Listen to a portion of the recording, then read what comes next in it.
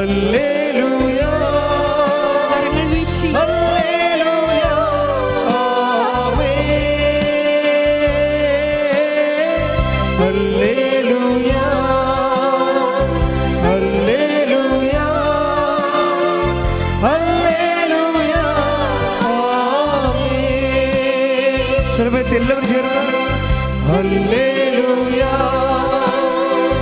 Hallelujah. Hallelujah. ആമേൻ. Hallelujah. ഹല്ലേലൂയ. Hallelujah. ആമേൻ. നമ്മൾ സാധാരണ ബൈബിൾ ധ്യാനം പോലെ അല്ല ഉടമ്പടി ബൈബിൾ ധ്യാനം. ഉടമ്പടിയിൽ നമ്മൾ അന്വേഷിക്കുന്നത് ഇതിൻ്റെ സാങ്കേതിക വിദ്യകളാണ്. ഇഫക്റ്റ് മാത്രമല്ല, ഇതിൻ്റെ കോസ് എന്താണെന്ന് നമ്മൾ നോക്കും. അപ്പം നമ്മൾ so that waiver may be അവിടെയെല്ലാം നമ്മൾ എവിടെയായിരുന്നാലും അവിടെയെല്ലാം നമുക്കിതിൻ്റെ തത്വം അറിഞ്ഞാൽ നമുക്ക് തന്നെ ഇത് ആക്ടിവേറ്റ് ചെയ്ത് അതിൻ്റെ ഷാർപ്പായിട്ട് അതിൻ്റെ ലക്ഷ്യങ്ങളിൽ എത്തിച്ചേരാൻ കഴിയാം. അതുകൊണ്ട് തന്നെ വളരെ സ്റ്റുഡിയസായിട്ട് നമുക്കറിയാം, നമ്മുടെ ഒരു ദൈവാനുഗ്രഹം എന്ന് പറയണത് ഉടമ്പടി ചെയ്തിരിക്കുന്ന ലക്ഷക്കണക്കിന് മനുഷ്യരുണ്ട്. അതിൽ പകുതിയിലേറെയും അഭ്യസ്തവിദ്യരാണ്. കാര്യം എബവ് ഡിഗ്രി ലെവലുള്ള ആൾക്കാരാണ്. അതിൻ്റെ കാരണം എന്ന് വെച്ച് കഴിഞ്ഞാൽ ഇതിൻ്റെ ഈ പ്രൊപ്പോഷൻ അല്ലെങ്കിൽ ഇതിൻ്റെ ഫോർമുല സ്ട്രിക്റ്റ്ലി ബിബ്ലിക്കലാണെന്നും അത് സത്യസന്ധമായിട്ട് ആര് ആക്ടിവേറ്റ് ചെയ്യുന്നു അതിന് ക്രിസ്ത്യൻ എന്ന് അങ്ങനെയില്ല. ആർക്കാണ് ഇത് ആക്ടിവേറ്റ് ചെയ്യാനുള്ള എബിലിറ്റി ഉള്ളത് അവർക്കെല്ലാം ഇതിൽ നിന്ന് നല്ല ശരിക്കും ഗെയിൻ ചെയ്യാൻ പറ്റും. സാക്ഷ്യം നിങ്ങൾ കേട്ടാൽ മനസ്സിലാകും ആരാണ്. പിന്നെയും അവിടെ കുറച്ച് കുറവ് വരണത് പാരമ്പര്യ വിശ്വാസികൾക്ക് മാത്രമേ ഒരു കുറവ് വരത്തുള്ളൂ. പാരമ്പര്യ ക്രിസ്ത്യ വിശ്വാസികൾ ഉടമ്പടിയിലേക്ക് വരുമ്പോൾ നിങ്ങളുടെ ഇന്ന് വരെയുള്ള വിശ്വാസധാരണകളെ ബേസ്മെൻ്റാക്കിക്കൊണ്ട് അപ്ഡേഷന് വേണ്ടിയുള്ള ഒരു മനസ്സുരുക്കം ഉണ്ടാകണം. അല്ലാതെ പലപ്പോഴും എന്താ ചെയ്യണമെന്ന് വെച്ച് കഴിഞ്ഞാൽ പാട്ടറിയാൻ പാടില്ലാത്തൊരു ശാസ്ത്രീയ ഗീതം പാടിയിട്ട് നാടൻ പാട്ട് പോലെ ആക്കണ പോലെയാണ് ആൾക്കാർ ഉടമ്പടി ചെയ്ത് കുളമാക്കണത്. പാട്ട് അറിയാൻ സംഗീതം അറിയാൻ പാടില്ല, പക്ഷേ ശാസ്ത്രീയ സംഗീതം കേട്ടിട്ട് അവർ പാടുമ്പോൾ അവിടെ നാടൻ പാട്ട് പോലെ ആയിപ്പോകും. സാധാരണ ആൾക്കാർ അതിൻ്റെ സ്വരരാഗ നിശ്ചയമൊന്നും ഇല്ലാതെ പാടത്തില്ലേ, അത് പഠിക്കും. ഇതുപോലെ തന്നെ ഉടമ്പടി എടുത്തിട്ട് അത് നൊവേനയാക്കി കളയുന്ന ആൾക്കാരുണ്ട്. അത് ഈ പാരമ്പര്യ ക്രിസ്ത്യൻസിനാണ് സംഭവിച്ചിരിക്കുന്നത്. അവർക്ക് ഈ ഉടമ്പടിയിലെ അധികം അവർ നമുക്കറിയാവുന്ന ആണ് വിചാരിച്ചുകൊണ്ട് ടേക്ക് ഫോർ ഗ്രാൻറ്റഡ് ആകും. പക്ഷേ ഫ്രഷ് ഹാൻഡ്സൊക്കെ ഭയങ്കരമായ രീതിയിൽ അത് എക്സർവ് ചെയ്യാൻ ആരായാലും ഫ്രഷ് ഹാൻഡ്സ് ആദ്യമായിട്ട് ഇതിലത്ത് ഇൻവെസ്റ്റ് ചെയ്യുന്നവർ വല്ലാത്ത രീതിയിൽ ഇൻവെസ്റ്റ് ചെയ്യുന്നുണ്ട്. അവരുടെ സാക്ഷ്യങ്ങളൊക്കെ ഗംഭീര സാക്ഷ്യങ്ങളാണ്. ഇപ്പോൾ നമ്മളിപ്പോൾ ജപമാല റാലി ആരംഭിക്കാൻ പോവുകയാണ്. റാലി എല്ലാവരും എല്ലാ പള്ളികളിലും ജപമാല റാലി ഉണ്ടല്ലോ. പിന്നെ എന്തിനാണ് കൃപാസനത്തിൽ എൻ്റെ പ്രത്യേകത എന്താണ്? അപ്പം അതവിടെ പാട്ടും പ്രാർത്ഥിച്ചൊക്കെ എവിടെയാണ് തുടങ്ങണത് അവിടെ തുടങ്ങി എത്തിക്കേണ്ട പാട്ടി എത്തിച്ചാൽ പോരെ. ഇങ്ങനെ ഇൻവെസ്റ്റ് ചെയ്യുന്നവരുണ്ട്, വർക്കൗട്ട് ചെയ്യത്തില്ല. ഫസ്റ്റ് ഇതെന്താണെന്ന് നിങ്ങൾക്ക് മനസ്സിലാകണം. കാര്യം ജപമാല റാലി വാട്ട് ഇസ് ഇറ്റ്? ഒരു പക്ഷേ ഇന്ത്യയിലെ ഏറ്റവും വലിയ ജപമാല റാലിയാണ് നടക്കാൻ പോണത്. ഒരു പക്ഷേ ഞാൻ പറയും മറ്റതിനെക്കുറിച്ച് നമുക്ക് ഒരു 2 ലക്ഷം പേര് കഴിഞ്ഞ കൊല്ലം ഉണ്ടായതിൻ്റെ പേരിലാണ് ഞാൻ അങ്ങനെ ഒരു ധാരണ എത്താൻ വേണ്ടി ശ്രമിക്കുന്നത്. ചിലപ്പോൾ ശരിയാകാം, ചിലപ്പോൾ തെറ്റാകാം, ഇതിനേക്കാൾ വലിയ പ്രാർത്ഥനാ സമ്മേളനം ഉണ്ടാകാം. പക്ഷെ അതല്ല പ്രശ്നം. നമ്മളൊരു റാലി നടക്കും. What is the space of rally in the realm of proclamation of faith. That is our question. അതായത് ഒരു റാലിയുടെ വിശ്വാസ ആക്ടിവേഷനിൽ, ഫെയ്ത്ത് ആക്ടിവേഷനിൽ റാലിക്കുള്ള സ്ഥാനം എന്താണ്? ഫെയ്ത്ത് അത് നമ്മൾ അറിയണം. റാലി നമ്മൾ എങ്ങനെയാണ് ഫെയ്ത്ത് ആക്ടിവേറ്റ് ചെയ്യണത്, ഏത് വിധത്തിലാണ്? 2-3 തരത്തിലാണ്. ഒന്നാമത്തെ ബേസിക്കായിട്ട് റാലി വിശ്വാസത്തെ നമുക്കറിയാമല്ല, വിശ്വാസം അതിൻ്റെ ആക്ടിവേഷനിൽ 4 സ്റ്റെപ്സ് വരും. വിശേഷം ആപ്ലിക്കേഷനിൽ 4 സ്റ്റെപ്സ് ഉണ്ട്. നമ്മൾ എപ്പോഴും പറയണതാണ്. കവനൻ്റൊക്കെ ഇത്രയും കത്തി ജ്വലിക്കാൻ കാരണം വിശ്വാസത്തിൻ്റെ almost all applications included in covenant. കവനൻറ്റിൽ നമ്മുടെ വിശ്വാസത്തെ സംബന്ധിക്കുന്ന എല്ലാ പ്രയോഗങ്ങളും പ്രഖ്യാപനങ്ങളും പ്രാർത്ഥനകളും പ്രഘോഷണങ്ങളും എല്ലാം ഈ കവനൻറ്റിലുണ്ട്. കവനൻറ്റിൻ്റെ ഭാഗമായിട്ടാണ് നമ്മൾ റാലി നടത്തുന്നത്. പണ്ടങ്ങനെ അല്ലായിരുന്നു, ഇപ്പം അങ്ങനെയാണ്. നമ്മൾ എടുത്ത കവനൻറ്റിൻ്റെയും അല്ലെങ്കിൽ എടുക്കാൻ പോകുന്ന, കവനൻറ്റ് മീൻസ് ഉടമ്പടിയുടെയും എടുക്കാൻ പോകുന്ന ഉടമ്പടിയുടെയും ആപ്ലിക്കേഷൻ പ്രയോഗത്തിൻ്റെ ഒരു രീതിയാണ് റാലി എന്ന് പറയുന്നത്. റാലിയിൽ എന്താ സംഭവിക്കുന്നത്?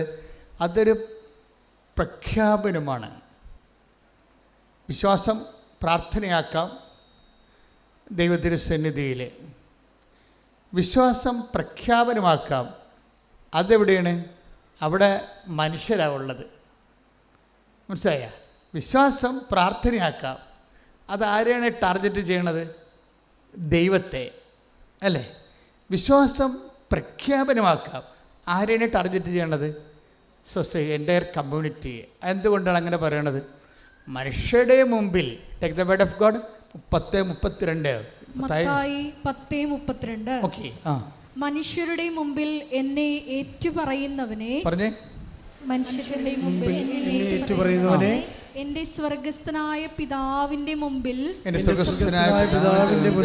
ഞാനും ഏറ്റുപറയും. അപ്പൊ ഈ മനുഷ്യരാണ് അവിടുത്തെ ടാർഗറ്റ് ചെയ്യണത്. പ്രാർത്ഥനയിൽ ദൈവത്തെയാണ് നമ്മൾ ടാർഗറ്റ് ചെയ്യണത്. പ്രഖ്യാപനത്തിൽ മനുഷ്യരെയാണ് ടാർഗറ്റ് ചെയ്യണത്. എന്താ കാര്യം? മനുഷ്യരുടെ മുമ്പിൽ നമ്മുടെ വിശ്വാസം ഏറ്റുപറയാനുള്ളതാണ്. ഇവിടെ ഈ കവനൻറ്റിൽ വരണത് പല തരത്തിലും നമ്മൾ മനുഷ്യരുടെ മുമ്പിൽ വിശ്വാസം ഏറ്റുപറയും. ഇപ്പം നിങ്ങൾ വിശ്വാസത്തിൻ്റെ മറ്റൊരു സംഭവമാണ് കൈമാറ്റം, പ്രഘോഷണം. നമുക്ക് ഈ പ്രഘോഷണം ആരോടാണ് ടാർഗറ്റ് ചെയ്യണത്? അത് ഇൻഡിവിജ്വലും വരും, സൊസൈറ്റിയും വരും. ഇപ്പോൾ പ്രാർത്ഥനയുടെ ആപ്ലിക്കേഷൻസ് പ്രയോഗരീതി ഒന്ന്, വിശ്വാസത്തിൻ്റെ ആപ്ലിക്കേഷൻസ് ഒന്ന് പ്രാർത്ഥന. അതാരോടാണ്? ദൈവത്തോട്. പിന്നെ എന്താണ്? പ്രഖ്യാപനം ആരോടാണ്? ആ ഹോൾ കമ്മ്യൂണിറ്റിയോടാണ്. പിന്നെ അതിൻ്റെ അകത്ത് വരുന്നതാണ് പ്രഘോഷണം ആരോടാണ്? ദൈവത്തോടല്ല. അത് ആരെ ടാർഗറ്റ് ചെയ്യണത്? മനുഷ്യനെയാണ്. അത് ഇൻഡിവിജ്വലും ആകാം, ഒരു വ്യക്തിയുടെ മുമ്പിലും ആകാം. ഇപ്പോൾ നിങ്ങൾ കൃപാസനം പത്രം കൊണ്ടേ കൊടുക്കുകയല്ലേ നിങ്ങളെ? അത് പ്രഘോഷണമാണ്. അത് ഒരു സൊസൈറ്റിയിൽ കൊടുക്കണം നിർബന്ധമില്ല. ഒരു വ്യക്തിയെ കണ്ട് ആ വ്യക്തിക്ക് കൊടുക്കണം. ഇപ്പോൾ ഒരു ഡോക്ടർ സാക്ഷ്യം പറഞ്ഞില്ലേ, ഞാൻ ഓട്ടോറിക്ഷക്കാർക്കും സ്ഥിരമായിട്ട് ഞാൻ കൃപാസനം പത്രം കൊടുക്കുമായിരുന്നു. അപ്പോൾ അവരെന്നോട് ചോദിച്ചു, നിങ്ങൾ ഇത്രയും പഠിച്ചു നടന്നിട്ട് എന്താ ഇതൊക്കെ ചെയ്യണമെന്ന്. അപ്പോൾ അവർ പറഞ്ഞ് അത് വന്ന് അനുഭവിച്ച് നോക്കണമെന്ന് പറഞ്ഞു. അത്രേ ഉള്ളൂ. പ്രഘോഷണം കഴിഞ്ഞു. തർക്കവുമില്ല, വേറെ ഒന്നുമില്ല. നിങ്ങൾ ഇത്രയും വിദ്യാഭ്യാസം ഉണ്ടായിട്ട് നിങ്ങൾ എന്തിനാണ് ഇതും കൊണ്ട് നടക്കണമെന്ന് ഓട്ടോറിക്ഷക്കാർ അവർ സ്ഥിരമായിട്ട് ആവർത്തിക്കപ്പെട്ടപ്പോൾ ചോദിച്ചു. അപ്പോൾ അവരോട് മറുപടി കൊടുക്കുന്നത് എന്താണ്? നിങ്ങളത് വന്ന് അനുഭവിച്ച് നോക്കുക. ക്ലിയർ. അത് ഈശോ ആദ്യകാലം തൊട്ട് പറയണതാണ്. ദൈവത്തിൻ്റെ വചനത്തിന് കം ആൻഡ് സീ, അത്രേ ഉള്ളൂ. ദൈവികമായ കാര്യങ്ങളെല്ലാം കർത്താവ് ഒറ്റ വാക്കിലാണ് ഉദ്ദേശിക്കുന്നത്. Take the word of God. യേശുവേ നന്ദി, ഹല്ലേലൂയ. യോഹന്നാൻ 1:39 അവൻ പറഞ്ഞു വന്നു കാണുക. വന്ന് കാണുക. അവർ ചെന്ന് അവൻ വസിക്കുന്നിടം കാണുകയും അന്ന് അവനോടുകൂടെ താമസിക്കുകയും ചെയ്തു. ഇത് ഈ വിഷയം എന്ന് പറയുന്നത് ദൈവാനുഭവത്തിൻ്റെ പടികളിൽ പ്രധാനപ്പെട്ടതാണ്. എന്താണ്? കം ആൻഡ് സീ, വന്ന് കാണുക. അപ്പോൾ അവർ ആ ഓട്ടോറിക്ഷക്കാരോട് ആ ഡോക്ടറത്തെ പറഞ്ഞുള്ളൂ വന്ന് കാണുക എന്ന് പറയും. അങ്ങനെ എത്ര പേരോട് വന്ന് കാണാൻ പറഞ്ഞിട്ടാണ് അവരിന്ന് വന്ന് കണ്ടവർ വലിയ സാക്ഷികളായി മാറുന്നത്. അപ്പം നമ്മളെപ്പോഴും വിചാരിക്കേണ്ട ഒരു വിഷയം, ആദ്യമായിട്ട് തന്നെ നിങ്ങൾ മനസ്സിലൊരു തീരുമാനം എടുക്കണം. എന്താ കാര്യം? ഇത് ആക്ടിവേറ്റ് ചെയ്യുന്നത് എത്രയോ സാക്ഷ്യം നമ്മൾ അവിടെ വെച്ച് ഫിൽട്ടർ ചെയ്ത് മാറ്റിയിട്ടാണ് കുറച്ച് സാക്ഷ്യങ്ങൾ 10-20 സാക്ഷ്യം മാത്രം തിരഞ്ഞെടുത്ത് ഇവിടെ പറയിപ്പിക്കുന്നത്. അതിൽ നിന്ന് ഫിൽട്ടർ ചെയ്തിട്ടാണ് യൂട്യൂബിൽ ഇടുന്നത്. അപ്പോൾ എന്നാ പ്രശ്നത്തിൽ ഇത്രയും സാക്ഷ്യം എന്തുകൊണ്ടാണ് ഈ പ്രാർത്ഥനാ രൂപത്തിന് മാത്രം വരുന്നത്? അതിൻ്റെ കണ്ടൻറ്റ് വൈസ് റിച്ചാണ് ശരിക്കും. കാര്യം ഒരു ഫെയ്ത്ത് ആപ്ലിക്കേറ്റ് ചെയ്യാനുള്ള എല്ലാവിധ മെത്തേഡ്സും ഇതിലുണ്ട്. അതിലൊന്നെന്താണ്? പ്രാർത്ഥനയുണ്ട്. പക്ഷെ നമുക്കുള്ള കുഴപ്പമെന്ന് വെച്ച് കഴിഞ്ഞാൽ നമുക്ക് ആകപ്പാടെ മനുഷ്യൻ ആക്ടിവേറ്റ് ചെയ്യണത് പ്രാർത്ഥന മാത്രമാണ്. അവിടെയാണ് നമുക്ക് വലിയ അടയാളങ്ങൾ കാണാതെ ഇരിക്കാൻ പറ്റുന്നത്. ഇപ്പം ബൈബിളൊരു വാക്കില്ലേ, അമ്മ അവർക്ക് വീഞ്ഞ് ഇല്ല എന്ന് പറയുന്ന ഭാഗമില്ലേ, അത് അവസാനിക്കുന്നത് 2:10 ഒന്ന് വായിച്ചേ. യോഹന്നാൻ 2:10. സ്തുതിക്കട്ടെ, ഹല്ലേലൂയ. യോഹന്നാൻ 2:10. അവൻ മണവാളനെ വിളിച്ചു പറഞ്ഞു, അവർ മണവാളനെ വിളിച്ചു പറഞ്ഞു, എല്ലാവരും മേൽത്തരം വീഞ്ഞ് ആദ്യം വിളമ്പുന്നു. അതിഥികൾക്ക് ലഹരി പിടിച്ചു കഴിയുമ്പോൾ താഴ്ന്ന തരവും. എന്നാൽ നീ നല്ല വീഞ്ഞ് ഇതുവരെയും സൂക്ഷിച്ചു വെച്ചുവല്ലോ. അപ്പൊ ഇതിനകത്ത് കുറെ സംഭവങ്ങളുണ്ട്. ഒന്നെന്താണ്? ഒന്നിന് വായിച്ചേ, 2:10. അവൻ മണവാളനെ വിളിച്ചു പറഞ്ഞു, എല്ലാവരും മേൽത്തരം വീഞ്ഞ് ആദ്യം വിളമ്പുന്നു. അതിഥികൾക്ക് ലഹരി പിടിച്ചു കഴിയുമ്പോൾ താഴ്ന്ന തരവും. എന്നാൽ നീ നല്ല വീഞ്ഞ് ഇതുവരെയും സൂക്ഷിച്ചു വെച്ചുവല്ലോ. അപ്പോൾ ഇതിൻ്റെ ദൈവാനുഗ്രഹത്തിൻ്റെ സ്വഭാവമാണ്. എന്താണ്? 2 തരം വീഞ്ഞുണ്ട്. എന്താ? ഇപ്പം കലവറക്കാരൻ മണവാളിനെ വിളിച്ച് പറയുന്ന സംഭവമാണ്.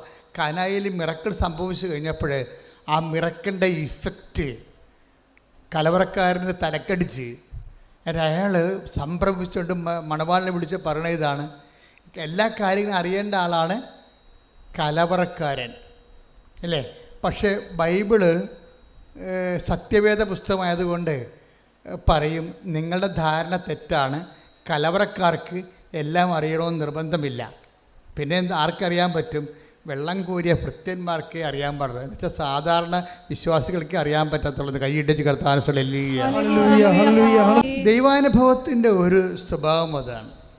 അതായത് കലവറക്കാർക്കും അല്ലെങ്കിൽ ദിവ്യരഹസ്യങ്ങളുടെ സൂക്ഷിപ്പുകാർക്കും അറിയുന്നതിനേക്കാൾ കൂടുതൽ കാര്യങ്ങൾ ചില സാഹചര്യത്തിൽ സാധാരണ വിശ്വാസികൾക്ക് അറിയാൻ പറ്റും. അതാണ് വിഷയം. അത് വലിയ വിഷയമാണ്. ചില സമയത്ത് സഭയുടെ സത്യങ്ങളെല്ലാം കലവറക്കാരുടെ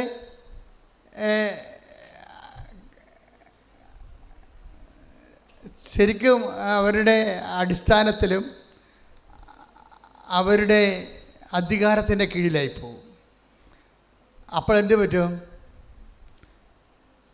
സാധാരണ മനുഷ്യർക്കുള്ള ആധ്യാത്മികത ദൈവശാസ്ത്രത്തിൽ നിന്ന് ജീവിതത്തിലേക്ക് കൊണ്ടുവരണത് ആരാണ്? പരിശുദ്ധ അമ്മ. കൈയിടിച്ച് കർത്താൻ. അമ്മ ഇടപെടുമ്പോൾ എന്താണ് സംഭവിക്കണമെന്ന് നമുക്ക് മനസ്സിലാകും. എന്ത് സംഭവിക്കും? ബൈബിൾ എന്താ പറയണത്? അതുവരെ സൂക്ഷിച്ചിരുന്ന മേൽത്തരം വീഞ്ഞ് വിളമ്പപ്പെടും. മനസ്സിലായില്ല? അതുവരെ, അതാണ് കലവറക്കാർ ചോദിക്കുന്നത്, നീ ഇതുവരെ മേൽത്തരം വീഞ്ഞ് സൂക്ഷിച്ചു വെച്ചിരുന്നല്ലോ. പിന്നെ ദൈവവചനം എന്നെ കേൾക്കുമ്പോൾ നിങ്ങളുടെ മനസ്സിൽ പരിശുദ്ധാത്മാവ് പറയണം, എന്താണ്? നിനക്ക് വേണ്ടി സൂക്ഷിക്കപ്പെട്ട മേൽത്തരം വീഞ്ഞ് വാങ്ങിക്കാനാണ് നീ അമ്മയുടെ അടുത്ത് വന്നിരിക്കുന്നത്. കൈയടിച്ച് കർത്താവിൽ. അപ്പോൾ അനുഗ്രഹത്തിൽ തന്നെ 2 തട്ടുണ്ട്. ഒന്ന്, കൈയും കെട്ടി വെറുതെ ഇരുന്നാൽ നടക്കുന്ന കാര്യങ്ങളുണ്ട്. അതാണ് സാധാരണ വീഞ്ഞെന്ന് പറയണത്. ആർക്കും കിട്ടും. ഒരു വിശ്വാസിയാകണമെന്ന് ഒരു നിർബന്ധവുമില്ല. ഒരു മനുഷ്യനായാൽ മതി, അല്ലെങ്കിൽ ഒരു മൃഗമായാലും മതി. ഈ ഭൂമിയിൽ ദൈവം സൃഷ്ടിച്ചപ്പോൾ അവന് വേണ്ടി, ആ ജീവജാലങ്ങൾക്ക് വേണ്ടി നിശ്ചയിച്ചിരിക്കുന്ന അത് ഓഹരി അവന് കിട്ടും. അതാണ് സാധാരണ വീഞ്ഞ്. ഇനി മേൽത്തരം വീഞ്ഞുണ്ട്. Specially prescribed and preserved for you. നിനക്ക് വേണ്ടി ദൈവം കരുതി വച്ചിരിക്കുന്ന, അത് 2 തരം കരുതലുണ്ട്. നമുക്ക് വേണ്ടി ദൈവം കരുതി വച്ചിരിക്കുന്ന മഹത്വത്തിൻ്റെ take the word of God Ephesians 1:18 ഒന്ന് പറഞ്ഞേ. ഏത് തരത്തിലുള്ള പ്രത്യാശയിലേക്കാണ് അവിടുന്ന് നിങ്ങളെ വിളിച്ചിരിക്കുന്നതെന്ന് അറിയാനും വിശുദ്ധർക്ക് അവകാശമായി അവിടുന്ന് വാഗ്ദാനം ചെയ്തിരിക്കുന്ന മഹത്വത്തിന്റെ സമൃദ്ധി മനസ്സിലാക്കാനും നിങ്ങളുടെ ആന്തരിക നേത്രങ്ങളെ അവിടുന്ന് പ്രകാശിപ്പിക്കട്ടെ. സാധാരണ നേത്രങ്ങളിൽ നിന്ന് ദൃശ്യമാകുന്ന സ്വാഭാവിക അനുഗ്രഹം താഴ്ന്ന തരം വീഞ്ഞായിട്ട് ബൈബിൾ അവതരിപ്പിക്കും. ഇനി നമ്മുടെ ആന്തരിക നേത്രങ്ങളെ തുറക്കുന്ന ഉടമ്പടിയും ആന്തരിക നേത്രങ്ങളെ തുറവിയും തമ്മിൽ ഒത്തിരി ബന്ധമുണ്ട്. ഉടമ്പടി അതിൻ്റെ കറക്റ്റ് ഫോർമുല ആക്ടിവേറ്റ് ചെയ്താൽ ആന്തരിക നേത്രങ്ങൾ തുറക്കും. അപ്പോൾ ദൈവം തൻ്റെ പ്രിയപ്പെട്ടവർക്കായി കരുതി വച്ചിരിക്കുന്ന വാഗ്ദാനം ചെയ്തിരിക്കുന്നവ നമുക്ക് കാണാൻ പറ്റും. അതായത് ദൈവം തൻ്റെ പ്രിയപ്പെട്ടവർക്കായി അതിനകത്ത് നിത്യതയെ ഒളിപ്പിച്ചു വെച്ചിട്ടുണ്ട്. അല്ലാതെ തന്നെ നിങ്ങൾ ഉടമ്പടി വൃത്തിയായിട്ട് ചെയ്തിട്ടുണ്ടെങ്കിൽ ദൈവം നിങ്ങൾക്ക് തരാൻ പോകുന്ന ഒന്നിന് വായിച്ചാ വചനം എഫേസ്യസ് 1:18 ശ്രുതികടെ കേട്ട് സാധിച്ചു കേൾക്കുക. എഫേസോസ് 1:18 ഏത് തരത്തിലുള്ള പ്രത്യാശയിലേക്കാണ്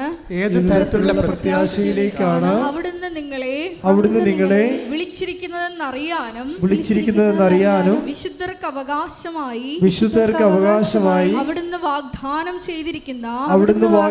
ചെയ്തിരിക്കുന്ന മഹത്വത്തിന്റെ സമൃദ്ധി മനസ്സിലാക്കാനും നിങ്ങളുടെ ആന്തരിക നേത്രങ്ങളെ അവിടുന്ന് പ്രകാശിപ്പിക്കട്ടെ. അപ്പോൾ ഈ വിശുദ്ധർക്ക് അവിടുന്ന് ഒരുക്കി വച്ചിരിക്കുന്ന വാഗ്ദാനങ്ങളിലേക്കുള്ള പ്രത്യാശ നമുക്ക് മുൻകൂട്ടി അറിയാൻ പറ്റും. ഉടമ്പടി സത്യസന്ധമായിട്ടാണ് എടുത്തിരിക്കണമെങ്കിൽ. കാര്യം എന്താണ്? ഉടമ്പടി വഴി നീയും ദൈവം തമ്മിൽ ഒരു ആന്തരികമായ ഒരു ഓൺലൈനിലാകും. അപ്പോൾ നിനക്ക് എന്തൊക്കെയാണ് കരുതി വച്ചിരിക്കണമെന്ന് നിനക്ക് ദൈവം നിന്നോട് പറഞ്ഞു തരും. കഴിഞ്ഞ ദിവസം ഫിഫി എന്നും പറഞ്ഞൊരു മോള് നഴ്സാണ്, സാക്ഷ്യം പറഞ്ഞു. അപ്പോൾ അവളുടെ പ്രശ്നം എന്ന് വെച്ച് കഴിഞ്ഞാൽ അവളുടെ 4 കുഞ്ഞുങ്ങൾ ഗർഭത്തിൽ വെച്ച് തന്നെ അബോർട്ടായിപ്പോയി. 4 കുഞ്ഞുങ്ങൾ. അപ്പോൾ ഇനിയിപ്പോൾ 4 കുഞ്ഞുങ്ങളും ഗർഭഛിദ്രം വന്നു കഴിഞ്ഞാൽ പിന്നെ സ്വാഭാവികമായിട്ട് അതിനെ കുഞ്ഞിനെ കിട്ടാൻ സാധ്യതയില്ല. അപ്പോഴേ അവളെന്താ ചെയ്ത്, അവൾ ആ സമയത്ത് തന്നെ ഉടമ്പടിയെക്കുറിച്ച് കേൾക്കണത്. അവൾ ഉടമ്പടി എടുത്തിട്ട് അവളുടെ അമ്മായിയമ്മോട് ഒന്ന് സംസാരിക്കുന്ന ഒരു രീതിയുണ്ട്. അമ്മ, എനിക്ക് ജനിക്കാൻ പോണത് പെൺകുഞ്ഞാണ്. പക്ഷേ നമ്മുടെ കുടുംബത്തിൻ്റെ പാരമ്പര്യം അമ്മുമ്മയുടെ പേരിടണമെന്നല്ലേ, അതിന് ഒരു ഇളവ് തരണം. ഞാൻ അവൾക്ക് മാതാവിൻ്റെ പേരെ ഇടത്തുള്ളൂ, മറിയവെന്ന്. അമ്മയ്ക്ക് സമ്മതമാണ്. ആ പറഞ്ഞ് നിനക്ക് കൊച്ചിനെ കിട്ടട്ടെ, എനിക്കെന്ത് സമ്മതമാണെന്ന് പറയും. ദാറ്റ് മീൻസ് ഉടമ്പടി എടുത്തതേ ഉള്ളൂ. He is not pregnant. പക്ഷെ അവൾക്കത് തരാൻ പോകുന്നു. അവൾക്ക് മാതാവ് പെൺകുഞ്ഞിനെയാണ് തരാൻ പോകണതെന്ന് ഈ കവനൻ്റിലൂടെ ആന്തരികമായി അവൾക്ക് അഭിഷേകം കിട്ടി. എന്നിട്ട് അവളത് കുട്ടി പ്രഗ്നൻ്റ് ആകണമെമ്പോൾ തന്നെ അവളതിന് പേരിട്ടു മറിയമെന്ന്. എന്നെ സംഭവിച്ചത്, അടുത്ത ആഴ്ച അവൾ പ്രഗ്നൻ്റ് ആകുന്നു, 10 മാസം കഴിഞ്ഞ് പ്രസവിക്കുന്നു, പെൺകുഞ്ഞാണ്, പേര് മറിയം. കൈയിടിച്ച് കർത്താവിലല്ലേ. നമ്മൾ എഫേസ്യസ് 1:18 നമുക്ക് വേണ്ടി ദൈവം കരുതി വച്ചിരിക്കുന്ന വാഗ്ദാനങ്ങളെ നേരത്തെ അറിയണത് എങ്ങനെയാണ്, കവനൻ്റിൽ അതെങ്ങനെയാണ് സംഭവിക്കുന്നത്, അതിൻ്റെ ഒരു കെമിസ്ട്രി എന്താണ്, അതാണ് 1 കൊരിന്ത്യൻസ് 2:9. ശ്രദ്ധിക്കട്ടെ, 1 കൊരിന്ത്യൻസ് 2:9 ശ്രദ്ധിക്കട്ടെ. 1 കൊരിന്തോസ് 2:9 എഴുതപ്പെട്ടിരിക്കുന്നത് പോലെ ദൈവം തന്നെ സ്നേഹിക്കുന്നവർക്കായി സജ്ജീകരിച്ചിരിക്കുന്നവ കണ്ണുകൾ കാണുകയോ ചെവികൾ കേൾക്കുകയോ മനുഷ്യ മനസ്സ് ഗ്രഹിക്കുകയോ ചെയ്തിട്ടില്ല.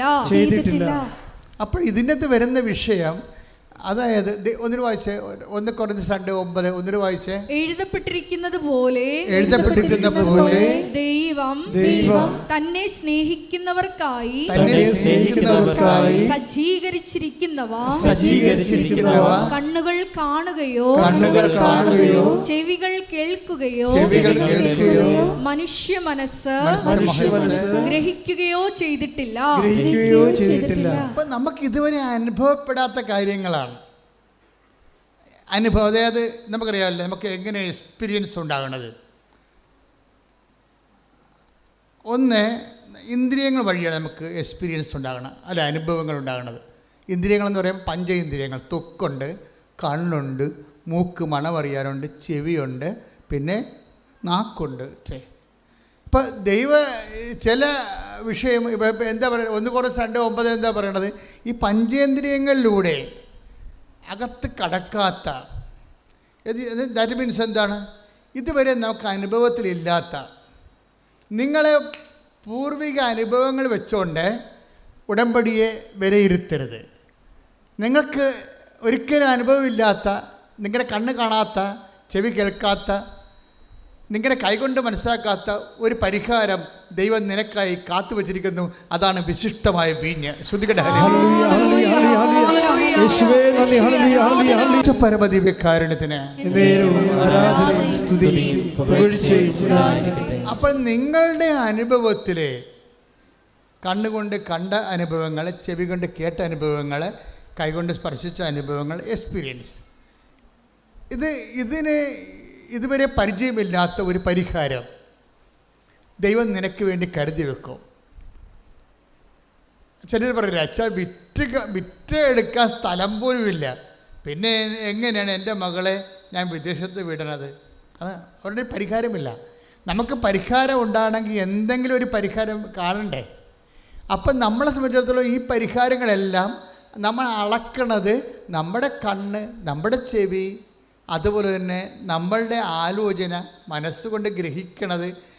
പക്ഷേ എപ്പോഴും ഉടമ്പടി വരണത് എന്താണ്, ഇതുവരെ നിങ്ങൾ സഞ്ചരിക്കാത്തൊരു വഴിയിലൂടെ. Take the word of God. യോശുവ, ശ്രദ്ധിക്കട്ടെ. ഹല്ലേലൂയ. വായിച്ചോളൂ. യോശുവ 3:4. ഈ വഴിയിലൂടെ ഇതിനു മുൻപ് നിങ്ങൾ പോയിട്ടില്ലാത്തതിനാൽ പോകേണ്ട വഴി അവർ കാണിച്ചു തരും. ഇതാണ് ഉടമ്പടി. ഈ വഴിയിലൂടെ നിങ്ങൾക്ക് പരിചയമില്ല, കണ്ണുകൊണ്ട് കണ്ടിട്ടില്ല, ചെവി കൊണ്ട് കേട്ടിട്ടില്ല, മനസ്സ് ഗ്രഹിച്ചിട്ടില്ല. പക്ഷെ ദൈവം തന്നെ സ്നേഹിക്കുന്നവർക്കായി കരുതി വച്ചിരിക്കുന്നതാണ്. അപ്പോൾ ദൈവം തന്നെ സ്നേഹിക്കുന്നവർക്കായി കരുതി വെക്കണം. ഒന്ന് പറഞ്ഞേ. ദൈവം തന്നെ സ്നേഹിച്ചിരിക്കുന്നവർക്കായി കരുതി വെച്ചിരിക്കുന്നത്. അപ്പോൾ ഇവിടെ എന്താ പ്രോബ്ലം വരണത്? ഈ വിശിഷ്ടമായ വീഞ്ഞ് ആരുടേതാണ്? ദൈവത്തെ സ്നേഹിക്കുന്നവരുടേത് അല്ലേ?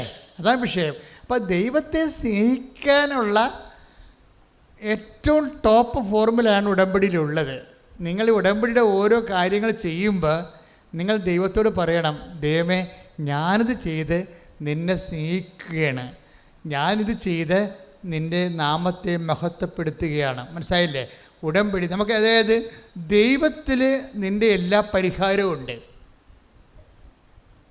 ദൈവത്തിലെ നിൻ്റെ ജീവിതത്തിനെ കുറിച്ചും നിത്യതമായ ജീവിതം, വരാനിരിക്കുന്ന ജീവിതത്തെക്കുറിച്ചും ഈ ജീവിതത്തെക്കുറിച്ചുമുള്ള എല്ലാത്തിൻ്റെയും പോംവഴികൾ, പരിഹാരം അവൻ്റെ ദൈവത്തിൻ്റെ ഉള്ളിലുണ്ട്.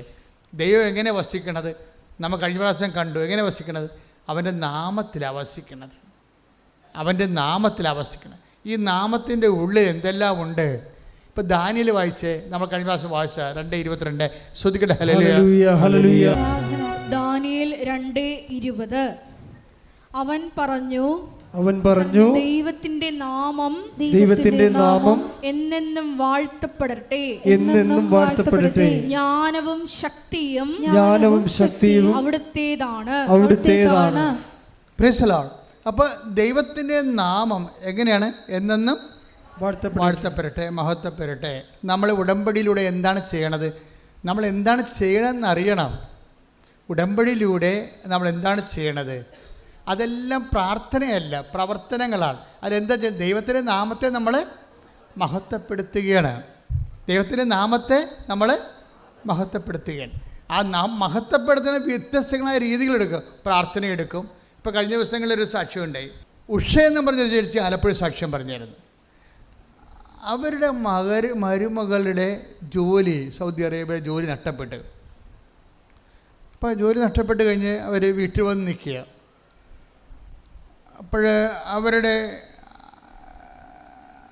യൂറോപ്പിൽ പോകാനുള്ള, യു കെയിൽ പോകാനുള്ള IELTS പരീക്ഷയുടെ ഹിയറിംഗ് പോയി. അവർക്ക് ആ സ്പീക്കിംഗ് മൊഡ്യൂൾ പോയി. അത് കിട്ടത്തില്ല. അവർക്ക് നല്ലോണം സ്പീക്ക് ചെയ്യാൻ അറിയത്തുമില്ല. അപ്പോൾ സ്പീക്കിംഗ് പോയതോടുകൂടി ഇവൾ സൗദി അറേബ്യയിൽ നിന്ന്, ഗൾഫിൽ നിന്ന് തിരിച്ചു പോരുകയും ചെയ്ത് UK പോകാനും പറ്റണില്ല. അപ്പോൾ പക്ഷേ ഇത് വന്ന് അമ്മയോട് പറയും, ഉഷയോട് പറയുമ്പോൾ പറയും, നീ റീവാലുവേഷൻ കൊടുക്കാൻ പറഞ്ഞു. അത് അവൾ പറയും, അമ്മയ്ക്ക് അറിയാത്ത കൊണ്ടാണ്, എന്താണ് സ്പീക്കിങ്ങിന് റീവാലുവേഷൻ കൊടുത്താൽ കിട്ടത്തില്ല, റീവാലുവേറ്റ് ചെയ്യാൻ സ്പീക്കിംഗ് കൊടുത്താൽ കിട്ടത്തില്ലെന്ന് പറയും. അപ്പോൾ പറഞ്ഞു, നീ ദൈവത്തിലെ ആശ്രയിക്കും, നമ്മൾ ഉടമ്പടി ചെയ്തിട്ടില്ലേ. അതാണ് ആ വിശ്വാസത്തിൻ്റെ ഇൻവെസ്റ്റ്മെൻ്റ് എന്ന് പറയണത്. അവർ വേറെ ഒന്നും കേൾക്കേണ്ട ആവശ്യമില്ല. അവരെന്താ പറയണത്? ഞാൻ ഉടമ്പടി ചെയ്തിട്ടുണ്ട്, നിനക്ക് വേണ്ടി ഉടമ്പടി ചെയ്തിട്ടുണ്ട്, അതുകൊണ്ട് നീ റീവാലുവേഷൻ കൊടുക്കാൻ പറഞ്ഞു. റീവാലുവേഷന് കൊടുത്ത് ഈ അമ്മ പറഞ്ഞ പോലെ തന്നെ അത് അവൾക്ക് സ്കോറായി, അവൾ ജയിച്ച്. എന്നിട്ട് ഉടനെ ഇവർ വന്ന് പിന്നെ അവർക്ക് പോകേണ്ടത്, എന്നിട്ട് ഈ അമ്മ തന്നെ ഇവരോട് പറയും, നിങ്ങൾ നവംബറിൽ പോകുമെന്ന് പറയും.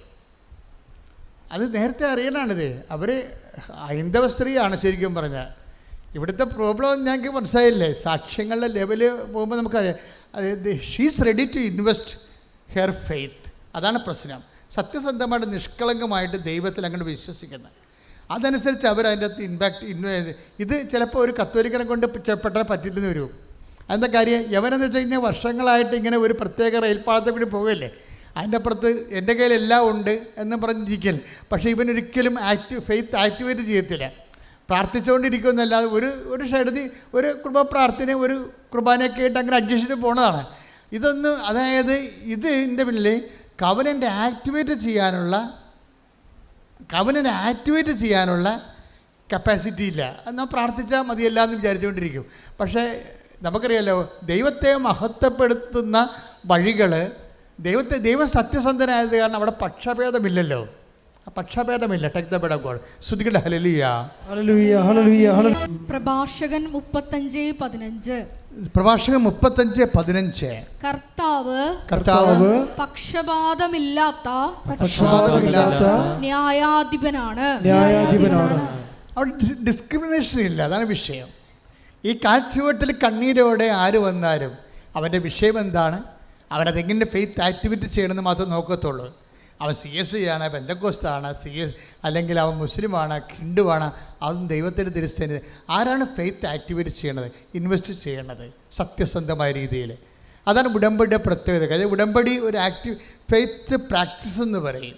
ഞങ്ങളൊക്കെ ഇറങ്ങുമ്പോഴും ഉണ്ടായിരുന്ന തിയോളജിയാണ് പ്രാക്ടീസ് തിയോളജി.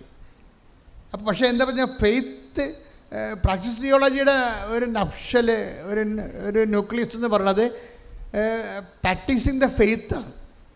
ഈ പ്രാക്ടീസിങ് ദ ഫെയ്ത്ത് എന്ന് പറയുമ്പോൾ വിശ്വാസത്തെ പരിശീലിക്കുക. വിശ്വാസ പരിശീലനത്തെ സംഭവം വരുമ്പോൾ കോമണായിട്ട് നമുക്ക് പ്രാർത്ഥനയാണ് കൂടുതലായിട്ട് വെച്ചിരിക്കുന്നത്. അതിൻ്റെ അകത്ത് ആൾക്കാർക്ക് അറിയാവുന്നത്, മറ്റത് അധികം പരിശീലിപ്പിച്ചിട്ടില്ല.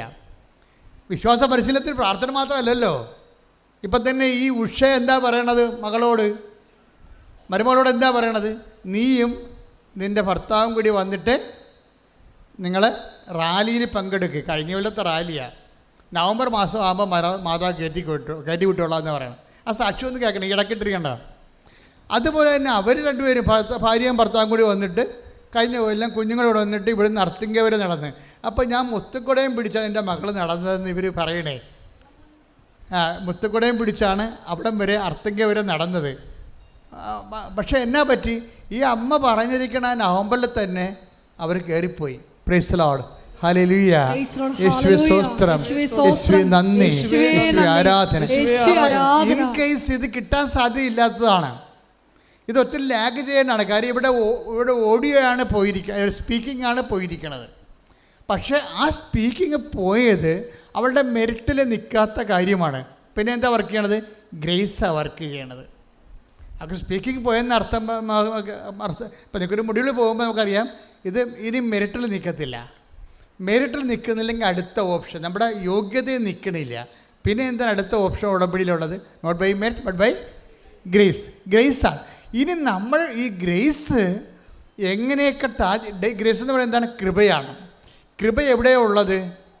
കൃപ രണ്ട് രീതിയിലാണ് ദൈവത്തിൽ വസിക്കണത്. എന്തായിട്ടാണ്? കൃപ രണ്ട് രീതിയിലാണ് ദൈവത്തിൽ വസിക്കണത്. ദൈവത്തിൻ്റെ നാമത്തിൻ്റെ ഉള്ളിൽ കണ്ടൻസ് ഓഫ് ദി ദൈവത്തിൻ്റെ നാമം എന്താണ്? ജ്ഞാനവും അതേസമയം തന്നെ ശക്തിയായിട്ടാണ്. അതിന് നമ്മളേക്ക് അപ്ലോഡ് ചെയ്യണത് ജ്ഞാനമെന്ന് പറഞ്ഞത് എന്താണ്? ഒരു വഴിയാണ്. എല്ലാത്തിൻ്റെയും ഒരു നോഹോ. ഈ ഭൂമി ഭൂമി അണു ഒരു ആറ്റത്തിൻ്റെ അകത്ത് തന്നെ പ്രോട്ടോൺ, ന്യൂട്രോൺ, ഇലക്ട്രോൺ, അതുപോലെ തന്നെ സൗരയൂഥം മുഴുവനും എത്രയോ സൗരയൂഥങ്ങൾ ഈ പ്രപഞ്ചത്തിൽ നിൽക്കുന്ന ഒരു പിടിയുമില്ല. നമുക്ക് ആ പാടെ ഒരു സൂര്യനെ ഒരു ചന്ദ്രനെയും 10-12 ഗ്രഹങ്ങളെ അറിയാത്തുള്ളൂ. അതിനേക്കാൾ എത്രയോ സംഭവങ്ങളാണ് ലോകത്ത് ഉള്ളത്. ഇതെല്ലാം ഡിസൈൻ ചെയ്യുന്ന പ്ലാനുണ്ട്. അതിനാണ് ജ്ഞാനമെന്ന് പറയണത്. അതിൻ്റെ കോസ്മിക് പ്ലാനുണ്ട് ദൈവത്തിൻ്റെ. അതുകൊണ്ടല്ലേ ഭൂമി എങ്ങനെയാണ് കാലാവസ്ഥ നമുക്ക് കിട്ടണം. കൃത്യമായ കാലാവസ്ഥ കിട്ടുന്നതിന് വേണ്ടി ഭൂമി അല്പം ചരിച്ച് 23 ഡിഗ്രിയിൽ വെച്ചാൽ മാത്രമേ നമുക്ക് ക്ലൈമറ്റ് ചേഞ്ച് ചെയ്ത് വരത്തുള്ളൂ എന്ന് ദൈവത്തിന് അറിയാം. എല്ലായിടത്തും ഒരേ ക്ലൈമറ്റ് ആണെങ്കിൽ നമ്മൾ പട്ടിണി കിടന്ന് ചത്തുപോകും. എല്ലായിടത്തും ഒരേ ക്ലൈമറ്റ് ആണെങ്കിൽ എന്താ കാര്യം? ഇപ്പം ഞാൻ ഇസ്രയേലിൽ ചെന്നപ്പോൾ അവിടെ ഏറ്റവും ബെസ്റ്റായിട്ടുള്ള ഫ്രൂട്ട്സാണ് അവിടെ കൊടുക്കുന്നത്. നമ്മൾ ഓറഞ്ച് കണ്ടിട്ടുണ്ട്, നമ്മളും ആപ്പിൾ കണ്ടിട്ടുണ്ട്. പക്ഷേ അവിടുത്തെ ആപ്പിളും ഓറഞ്ചും വേറെ ഒരു ലെവലാണ്. മണമാണെങ്കിൽ നമ്മൾ ശരിക്കും നറുമണമെന്ന് പറയും. പുഷ്പങ്ങളൊക്കെ അങ്ങനെയാണ്. അപ്പോഴാണ് നമുക്ക് ഓർമ്മ നമ്മൾ കഴിക്കണമെന്നല്ല, ഇതൊക്കെ ഡ്യൂപ്ലിക്കേറ്റ് സാധനമാണെന്ന്, ഇതിൻ്റെ ഒറിജിനൽ വേറെയാണെന്നൊക്കെ മനസ്സിലാകുന്നത് അങ്ങനെയാണ്. അപ്പോൾ ഇങ്ങനെ ഓരോ രാജ്യത്ത് ഇപ്പോൾ എന്താ ചെയ്യണമെന്ന് വെച്ച് കഴിഞ്ഞാൽ അവിടെ ഇവിടെ ഇല്ലാത്ത കുറേ സംഭവങ്ങൾ വേറെ രാജ്യത്തിലേക്ക് നമുക്ക് കയറ്റിവിടാൻ പറ്റുന്നത് എങ്ങനെയാണ്? ഇപ്പോൾ G20 നമ്മൾ സിൽക്ക് റൂട്ടിന് ഒരു യൂറോപ്യൻ, ചൈനീസ്, പാകിസ്ഥാൻ ഇക്കണോമിക് ഇടനാഴിക്ക് ബദലായിട്ട് ഇന്ത്യ, സൗദി അറേബ്യ തൊട്ട് ഈ യൂറോപ്പ് വരെ പോകുന്ന വേറെ ഒരു ഇക്കണോമിക് ഇടനാഴി, സാമ്പത്തിക ഇടനാഴി സൃഷ്ടിച്ചുകൊണ്ട് കുറേ കപ്പലിലും കുറേ ട്രെയിനിലും അങ്ങനെ പോകുന്ന ഒരു വലിയ ബിസിനസ് ഇടനാഴി രൂപപ്പെട്ട് വരികയാണ്. എല്ലാ രാജ്യങ്ങളും ഇതിൻ്റെ ഒപ്പുവെക്കുകയാണ്. ഇപ്പോൾ ഇസ്രായേൽ ഒപ്പുവെക്കാൻ പോകുന്നു. ഇത് വലിയൊരു വിജയമായിട്ട് വരും. അതായത് ഈസി ആയിട്ട് യൂറോപ്യൻ രാജ്യങ്ങളിലേക്ക് അവിടെ നിന്ന് ഇങ്ങോട്ടും, അതുപോലെ തന്നെ സൗദിക്കാർക്ക് അവിടെ എണ്ണ വിൽക്കാം. എല്ലാ രാജ്യങ്ങളും ഒരുമിച്ച് വികസിക്കുന്ന ഒരു രൂപത്തിലേക്ക് വരികയാണ്. അപ്പോൾ ഇങ്ങനെ ഓരോ കാലത്തിൽ പക്ഷേ എന്തുകൊണ്ടാണ് ഇങ്ങനെ കച്ചവടം നടക്കണത്? കച്ചവടം നടക്കണം. ഇവിടെ ഇല്ലാത്ത വാസ്കോ ഡി ഗാമ എവിടെ നിന്നെല്ലാമാണ് കറങ്ങിത്തിരിഞ്ഞ് പോർട്ടുഗലിൽ നിന്ന് ആഫ്രിക്ക ചുറ്റി വളഞ്ഞാണ് കോഴിക്കോട് വന്നത്. അങ്ങനെ വരാനാണെങ്കിൽ ഈ കൊണ്ടുപോകുന്ന കുരുമുളക് കൊണ്ട് കിട്ടുന്ന ലാഭം ഈ വന്ന യാത്രാക്കൂലിക്ക് മാത്രമേ ഉണ്ടാകത്തുള്ളൂ. ബിസിനസ് നഷ്ടമായിരിക്കും. കുരുമുളകിന് വന്നതാണ്, ബിസിനസ് നഷ്ടമാകും. അതുകൊണ്ടാണ് സ്യൂസ് കനാൽ ഉണ്ടാക്കിയത്. പക്ഷേ സ്യൂസ് കനാൽ ഉണ്ടാക്കിയാലും യൂറോപ്പിൽ സാധനം എത്തുന്നതിന് വേറെ മാർഗ്ഗങ്ങൾ കണ്ടുപിടിക്കണം. പിന്നെ യാത്രാക്കൂലി നഷ്ടം. അപ്പോൾ യാത്രാക്കൂലി കുറച്ചെടുത്താൽ സാധനത്തിൻ്റെ വില കുറഞ്ഞു കിട്ടും. സാധനത്തിന് വില കുറഞ്ഞു കിട്ടിയാൽ കുറേ ആൾക്കാരത് ഉപയോഗിക്കും. അങ്ങനെയാണ് മനുഷ്യൻ്റെ ജീവിത നിലവാരം വർദ്ധിപ്പിക്കുന്നത്. അപ്പോൾ അങ്ങനെ ഒരു പദ്ധതി ഇപ്പോൾ G20 ഗ്രൂപ്പ് ഓഫ് 20 രാജ്യങ്ങൾ, അതിൻ്റെ അകത്ത് എല്ലാവരും തന്നെ ഉണ്ട്. അവർ രൂപകൽപ്പന ചെയ്തിരിക്കണം. ഞാനൊന്ന് ചോദിക്കട്ടെ, ഈ കുരുമുളക് നമ്മൾ അയർലൻഡിൽ ഞാൻ ചെന്നപ്പോൾ അവിടെ എങ്ങും കുരുമുളക് ഇല്ല. പക്ഷേ കുരുമുളക് അവർക്കുണ്ടായിരുന്നെങ്കിൽ നമ്മുടെ കുരുമുളക് വാങ്ങിക്കുമോ? അവർ വാങ്ങിക്കത്തില്ല. അപ്പം നമ്മുടെ കുരുമുളക് നമ്മൾ തന്നെ തിന്ന് തരേണ്ടി വരും മതിയായ. അവർക്കില്ലാത്തൊരു സാധനം ഇവിടെ ഉണ്ടാക്കുന്നതും ഇവിടെ ഉള്ള സാധനം അവിടെ ഇല്ലാതിരിക്കുന്നതും എല്ലാം ക്ലൈമറ്റിലാണ് അറേഞ്ച് ചെയ്തിരിക്കുന്നത്. ക്ലൈമറ്റ് ദൈവം ചേഞ്ച് ചെയ്ത് കൊടുത്തുകൊണ്ടാണ് ഓരോ ക്ലൈമറ്റിലും ഓരോ സാധനങ്ങൾ കൊടുക്കുകയും അങ്ങോട്ടും ഇങ്ങോട്ടും എക്സ്ചേഞ്ച് ചെയ്ത് മര്യാദയ്ക്ക് വികസിച്ച് ജീവിക്കാൻ വേണ്ടിയുള്ള പ്ലാൻ, അതിനാണ് ജ്ഞാനമെന്ന് പറയണത്. അത് ദൈവത്തിലിരിക്കുന്നതാണ്. അതാണ് ദാനിയേൽ 2:20 പറയണത്. Take the word of God. ശ്രദ്ധിക്കട്ടെ. ഹല്ലേലൂയ, ഹല്ലേലൂയ. ദാനിയേൽ 2:20. ദാനിയേൽ 2:20. അവൻ പറഞ്ഞു ദൈവത്തിന്റെ നാമം എന്നെന്നും വാഴ്ത്തപ്പെടട്ടെ, എന്നെന്നും വാഴ്ത്തപ്പെടട്ടെ. ജ്ഞാനവും ശക്തിയും അവിടുത്തേതാണ്. അപ്പോൾ ഈ നാമത്തിൻ്റെ കണ്ടന്റ് വൈസ് എന്താണത്? ഒന്ന് ജ്ഞാനമാണ്. ദാറ്റ് മീൻസ് നീ എങ്ങനെ ജീവിക്കണമെന്നുള്ള മാർഗമാണ്. മനസ്സിലായില്ലേ? അത് ജ്ഞാനമാണ്. പിന്നെ എന്താണ്? ശക്തി. അത് നടപ്പിൽ വരുത്താനുള്ള പവറാണ്. രണ്ട് കാര്യമാണ് ദൈവത്തിൽ. നമ്മൾ ഉടനെ ദൈവം നമുക്ക് ആ പ്ലാനും പദ്ധതിയും തരും, അതിൻ്റെ ഫണ്ടും തരും. ഇതാണ് എൻ്റെ വിഷയം. അതുകൊണ്ടാണ് മോസസ്, അതിനെ ബൈബിളിൽ അതിന് വഴിയെന്നാണ് പറയണത്. വഴി. ദൈവം മോസസിന് സങ്കീർത്തനം 103:7 എടുത്ത് ശ്രദ്ധിക്കട്ടെ. ഹല്ലേലൂയ, ഹല്ലേലൂയ, ഹല്ലേലൂയ, ഹല്ലേലൂയ, ഹല്ലേലൂയ, ഹല്ലേലൂയ. യേശുവേ നന്ദി, യേശുവേ സ്തുതി. ഹല്ലേലൂയ. 103-ാം സങ്കീർത്തനം 7-ാം തിരുവചനം. അവിടുന്ന് തൻ്റെ വഴികൾ മോശയ്ക്കും അവിടുന്ന് തന്റെ വഴികൾ മോശയ്ക്കും പ്രവൃത്തികൾ ഇസ്രായേൽ ജനത്തിനും വെളിപ്പെടുത്തി. അപ്പോൾ പൊതുജനം എന്ന് പറയുന്നത് ദൈവത്തെ അറിയാത്തവരും ദൈവവുമായിട്ട് സ്നേഹത്തിൽ ബന്ധമില്ലാത്ത ആൾക്കാർക്കും കാണാൻ പറ്റുന്നത് എന്താണ്? ഇഫക്റ്റ് മാത്രമേ, പ്രവൃത്തികൾ മാത്രമേ കാണാൻ പറ്റത്തുള്ളൂ. പക്ഷേ എന്തിനു വേണ്ടി ചെയ്തു എന്നുള്ള ജ്ഞാനം, എന്താണ് ചെയ്തതെന്ന് സാധാരണ എല്ലാവർക്കും അറിയാൻ പറ്റും. ഇപ്പം നിങ്ങൾ പോയി സാക്ഷ്യം പറയുമ്പോൾ നാട്ടുകാർക്ക് മനസ്സിലാവും എന്താണ് സംഭവിച്ചതെന്ന്. ഇപ്പോൾ ഒരു ചേച്ചി പറയാണ്, എവിടെയാണ് ഒരു സ്ഥലത്തിന് കഴിഞ്ഞ ദിവസം സാക്ഷ്യം പറഞ്ഞപ്പോൾ പറഞ്ഞാണ് അവരുടെ സ്ഥലം ഞാൻ മറന്നുപോയി, കാസർഗോഡാണ്. അവർ മടുക്കൈ ആ വാർഡിൽ ഇന്ന് 4 പേര് മാത്രമേ ഉടമ്പടി ചെയ്യാത്തവരുള്ളെന്ന്. അവർ പറഞ്ഞതാണ്, ഞങ്ങളുടെ വാർഡിൽ ഇനി 4 കുടുംബം മാത്രമേ ഉടമ്പടി ചെയ്യാത്തുള്ളൂ കാസർഗോഡ്. അതെന്ത് സംഭവിച്ചതെന്ന് വെച്ചാൽ, ഇതെങ്ങനെയാണ് വരണത്? ഓരോരുത്തരും ഒന്ന് ഉടമ്പടി ചെയ്ത് കഴിയുമ്പോൾ അവരുടെ ജീവിതത്തിന് വന്ന പെട്ടെന്നുള്ള മാറ്റം നാട്ടുകാർ കാണും, ഇല്ലേ? അങ്ങനെയാണ് കർത്താവിനെ തിരക്കി ജനങ്ങൾ വരണത്. മനസ്സിലായി? അതാണ് വിഷയം. അതായത് നിങ്ങൾക്കറിയാമോ, ഈ കാസർഗോഡ് ചവിട്ടുനാടൻ കളിക്കാൻ വേണ്ടി നമ്മുടെ കൃപാസനത്തിൻ്റെ ആൾക്കാർ പോയിട്ടുണ്ട് പണ്ട്. അവിടെ നിലത്തിളങ്ങാൻ സംഭവിച്ചില്ല അവിടെയൊന്നും. കാര്യം ക്രിസ്തുവിൻ്റെ വേഷം വിട്ട് ശ്യാമ കരോളിനെ ക്രിസ്തു പുറത്തിറങ്ങിയപ്പോൾ തന്നെ കല്ലെറിയാൻ തുടങ്ങി. എന്നിട്ട് കളിക്കാതെ പോകുന്നു ഇവിടുന്ന്. നമ്മുടെ ഒരു സാംസ്കാരിക വിങ്ങാണല്ലോ അവരെല്ലാം. ഇപ്പോഴും കഴിഞ്ഞ ദിവസങ്ങളിൽ പട്ടുമലയിലായിരുന്നു കളിയുണ്ടായിരുന്നത്. അപ്പോഴങ്ങനെ ഒരു സ്ഥലത്ത് സുവിശേഷം എത്ര ശക്തമായ രീതിയിലാണ് ജനങ്ങൾ അനുഭവിച്ച് വരേണ്ടത്. 2 കാലാവസ്ഥ ഞാൻ കണ്ടതാണ്. 2 കാലാവസ്ഥകളും എന്ന് വെച്ച് കഴിഞ്ഞാൽ, ജനങ്ങളെ അനുഭവിച്ച് കഴിയുമ്പോൾ മറ്റുള്ളവർ അത് കാണും. അവരെങ്ങനെ ചത്തും കെട്ടും കിടന്ന പാർട്ടിയാണ് ഇപ്പോൾ വലിയ പ്രഭയിലാണ് അവർ ജീവിച്ച് വരണത്. അപ്പോൾ അതെന്താണെന്ന് അവർ അന്വേഷിക്കും. അങ്ങനെയാണ് നിങ്ങളുടെ സൽപ്രവൃത്തികളും കണ്ട് സ്വർഗസ്ഥനായ പിതാവിനെ മഹത്വപ്പെടുത്തേണ്ടതിന് നിങ്ങളുടെ വെളിച്ചം മക്കളുടെ മനുഷ്യരുടെ മുമ്പിൽ ശ്രദ്ധിക്കട്ടെ. ഹല്ലേലൂയ, ഹല്ലേലൂയ, ഹല്ലേലൂയ, ഹല്ലേലൂയ. യേശുവേ നന്ദി, യേശുവേ സ്തുതി. ഹല്ലേലൂയ. മത്തായി 5:16. മത്തായി 5:16 പറഞ്ഞ്. മത്തായി 5:16. മനുഷ്യർ നിങ്ങളുടെ സൽപ്രവൃത്തികൾ കണ്ട് സ്വർഗസ്ഥനായ നിങ്ങളുടെ പിതാവിനെ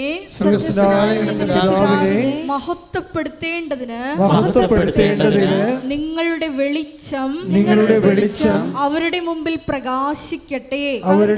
പ്രകാശിക്കട്ടെ. ഇപ്പൊ ഉടമ്പടി ആക്ടിവേറ്റ് ആക്കുന്ന ഓരോ ഫോർമുലയാണ്. ഇപ്പൊ മത്തായി 5:16 എന്താ പറയണത്? മനുഷ്യർ നിങ്ങളുടെ സൽപ്രവൃത്തികൾ കണ്ട് നിങ്ങളുടെ സ്വർഗസ്ഥനായ പിതാവിനെ മഹത്വപ്പെടുത്തേണ്ടതിന് നിങ്ങളുടെ വെളിച്ചം അവരുടെ മുമ്പിൽ വീശട്ടെ.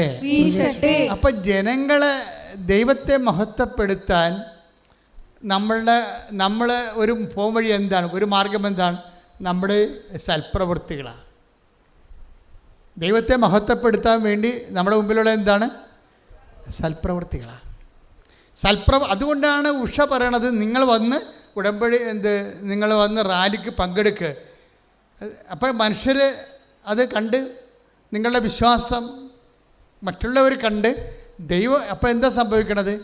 ദൈവത്തിൻ്റെ നാമം മഹത്വപ്പെടും. ഈ വിശ്വാസം ആക്ടിവേറ്റ് ആയാൽ ഉടനെ സംഭവിക്കുന്നത് എന്താണ്? ദൈവത്തിൻ്റെ നാമം മഹത്വപ്പെടും. ദൈവത്തിൻ്റെ നാമം മഹത്വപ്പെട്ട എന്ത് വരും?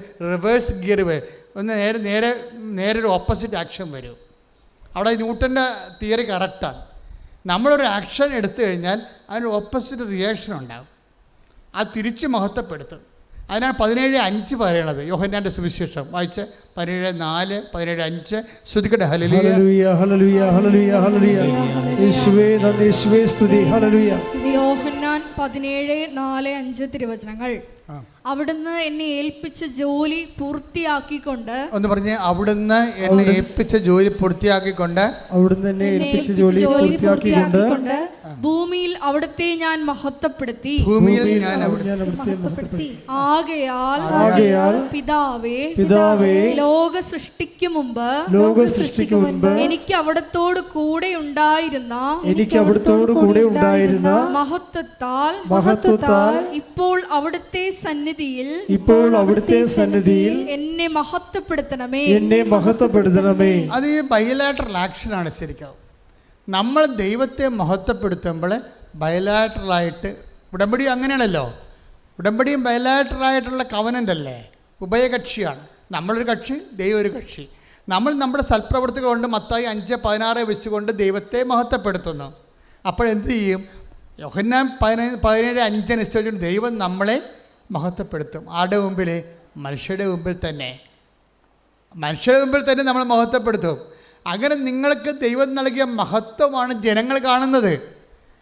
അങ്ങനെയാണ് കർത്താവിൻ്റെ നാമം മഹത്വപ്പെടുന്നത് ഭൂമിയിൽ. ശ്രദ്ധിക്കട്ടെ. ഹല്ലേലൂയ. ഇവിടെ ഒരു കർത്താവ് ഇങ്ങനെ ഓരോ വചനങ്ങൾ എന്നിലൂടെ നിങ്ങളോട് പറയുമ്പോൾ, വചനങ്ങളെല്ലാം അതിൻ്റെ തിയററ്റിക്കലായിട്ടുള്ള വശമാണ്. വചനം എങ്ങനെ ഉണ്ടാണ്? ദൈവത്തിൻ്റെ ജ്ഞാനത്തിൽ നിന്നാണ് വചനം ഉണ്ടാകുന്നത്. വചനം ആക്ടിവേറ്റ് ചെയ്യുമ്പോഴാണ് നമുക്ക് ശക്തി കിട്ടുന്നത്. ഇതാണ് എൻ്റെ വർക്കിംഗ് കണ്ടീഷൻ. ആദ്യം ദൈവം എന്താണ്? ദൈവത്തിൻ്റെ നാമത്തിൽ എന്താ ഉള്ളത്?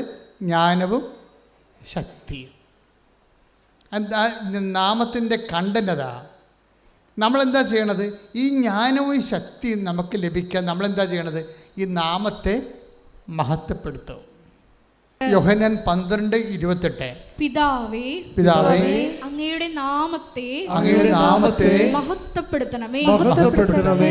അപ്പോൾ സ്വർഗത്തിൽ നിന്ന് ഒരു സ്വരമുണ്ടായി, ഞാൻ മഹത്വപ്പെടുത്തിയിരിക്കുന്നു, ഇനിയും മഹത്വപ്പെടുത്തും. പക്ഷെ നമ്മൾ എല്ലാവരുടെയും പ്രാർത്ഥനകളുടെ മോഡൽ പ്രയർ കർത്താവ് തന്നതാണ്. പ്രാർത്ഥനയിൽ എന്താ ഉദ്ദേശിക്കുന്നത്? അത് എഫിക്കസി ഓഫ് പ്രെയർ. പ്രാർത്ഥനയുടെ പ്രാബല്യത. എങ്ങനെയാണ് ശക്തമായ രീതിയിൽ പ്രാർത്ഥന, ഫലപ്രദമായ പ്രാർത്ഥന? അതിൻ്റെ ന്യൂക്ലിയസ് എന്താണ്? അതിൻ്റെ ബുള്ളറ്റ്. ഇപ്പം നമ്മൾ ഫെയ്ത്ത് കൊണ്ടാണ് ഒരു AK-47 ബുള്ളറ്റ് വേണം, അതിൻ്റെ അകത്ത് ബുള്ളറ്റ് വേണം. AK-47 അതിൻ്റെ കാര്യമില്ല, അത് മെക്കാനിസം അതാണ്, AK-47 ആണ്. പക്ഷേ അതിൻ്റെ അകത്ത് ബുള്ളറ്റ് വേണം. അതിൻ്റെ ബുള്ളറ്റ് എന്ന് പറഞ്ഞാൽ എന്താ? മറ്റത് വിശ്വാസമാണ്. ഈ വിശ്വാസത്തിൻ്റെ ഉള്ളിൽ നമ്മൾ ഒരു പ്രാർത്ഥിക്കുമ്പോൾ നമ്മൾ എന്താണ് ദൈവത്തിൽ ഈ ബുള്ളറ്റ് എന്താ? ബുള്ളറ്റ് മഹത്വമാണ്. ഞാൻ പറഞ്ഞ മനസ്സിലായില്ലേ? പ്രാർത്ഥനയുടെ കണ്ടൻ്റ് വൈസ് എന്താണെന്ന് നോക്കണം. അതിൻ്റെ അകത്ത് ദൈവത്തിൻ്റെ മഹത്വം ഉണ്ടാകണം. മനസ്സിലായില്ലേ? പ്രാർത്ഥന നിങ്ങൾ വാരിക്കെട്ടി നിങ്ങൾ ഒത്തിരി പ്രാർത്ഥിക്കും. നിങ്ങൾ ചിലപ്പോൾ 3000 പ്രാവശ്യം വേണമെങ്കിൽ വചനം പറഞ്ഞുകൊണ്ടിരിക്കും. പക്ഷേ നിങ്ങളുടെ എന്ത് 3000 നമുക്ക് 30,000 പ്രാവശ്യം വചനം പറയാം. പക്ഷേ അതിൻ്റെ അകത്ത് ബുള്ളറ്റ് ഉണ്ടാകണം. എന്താണ് ബുള്ളറ്റ് എന്ന് പറയണത്? സ്നേഹം എന്ന് പറയണത് മഹത്വപ്പെടുന്നത് സ്നേഹത്തിൽ മാത്രമേ മഹത്വം പ്രാവർത്തികമാകത്തുള്ളൂ. അതുകൊണ്ടാണ് നമ്മൾ യോഹന്നാനിൽ take the word of God, നമ്മൾ സ്നേഹത്തെക്കുറിച്ച് പറഞ്ഞില്ല. യോഹന്നാൻ 17:24. യോഹന്നാൻ 17:24. പിതാവേ, ലോകസ്ഥാപനത്തിന് മുമ്പ് എന്നോടുള്ള അവിടുത്തെ സ്നേഹത്താൽ അങ്ങ് എനിക്ക് മഹത്വം നൽകി. പോയിന്റ് പിടിയിട്ടില്ലേ? വെറുതെ മഹത്വം, യേശുവെ മഹത്വം, യേശുവെ സ്വസ്ത്രം എന്ന് പറഞ്ഞ് സാധനം വർക്കൗട്ട് ചെയ്തില്ല. ഒരു പരിധിവരെ കരിസ്മാറ്റിക് വേൾഡിൽ ഉണ്ടായിരുന്ന ഒത്തിരി ആൾക്കാർക്ക് അനുഗ്രഹം നഷ്ടപ്പെടാൻ കാര്യം അവർ യാന്ത്രികമാക്കി എടുത്തുകൊണ്ടാണ്. യേശുവെ സ്വസ്ത്രം, യേശുവെ സ്വസ്ത്രം, യേശുവെ നന്ദി എന്നൊക്കെ പറഞ്ഞു. പക്ഷേ അവിടെ വർക്കൗട്ട് ചെയ്യണമെന്നുണ്ടെങ്കിൽ ആ കണ്ടൻറ് ഓഫ് ലവ് വേണം. അതിൻ്റെ അകത്ത് ഉടമ്പടി അവിടെ വിഷയം. ഉടമ്പടി നിങ്ങളെ കണ്ടൻറ് ഓഫ് ലവ് ഇല്ലാതെ ഈ സാധനം പാസ്സാക്കി തരത്തില്ല.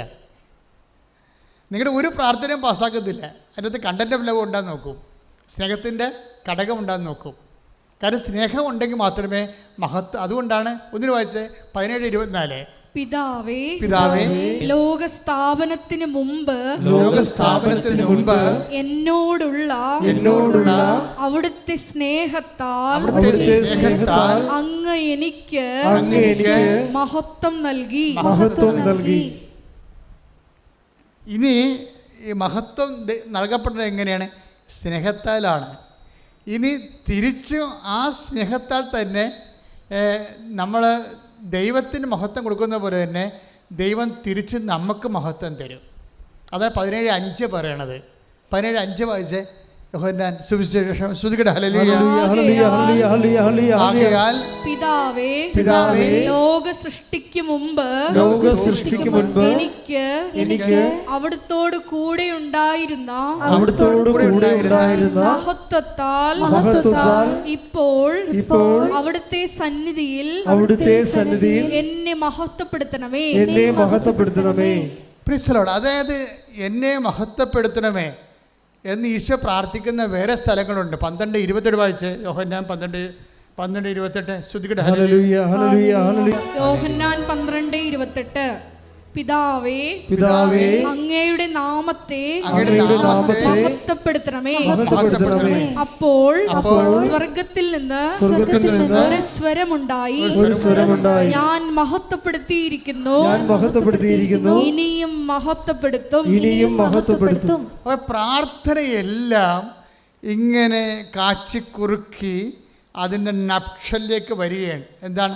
ഒറ്റ വരിയായിട്ട് പിതാവേ അങ്ങയുടെ നാമത്തെ മഹത്വപ്പെടുത്തണമേ. തിരിച്ചതിന് ഉത്തരം പറഞ്ഞാൽ എന്താണ്? ഇതാ ഞാൻ മഹത്വപ്പെടുത്തിയിരിക്കുക. അവിടെ എൻ്റെ IELTS പാസ്സാക്കണേ നല്ല പ്രാർത്ഥിക്കേണ്ടത്. ഇതാണ് വിഷയം വരുന്നത്. നമ്മൾ വസ്തുവിനാണ് പ്രാധാന്യം കൊടുക്കുന്നത്.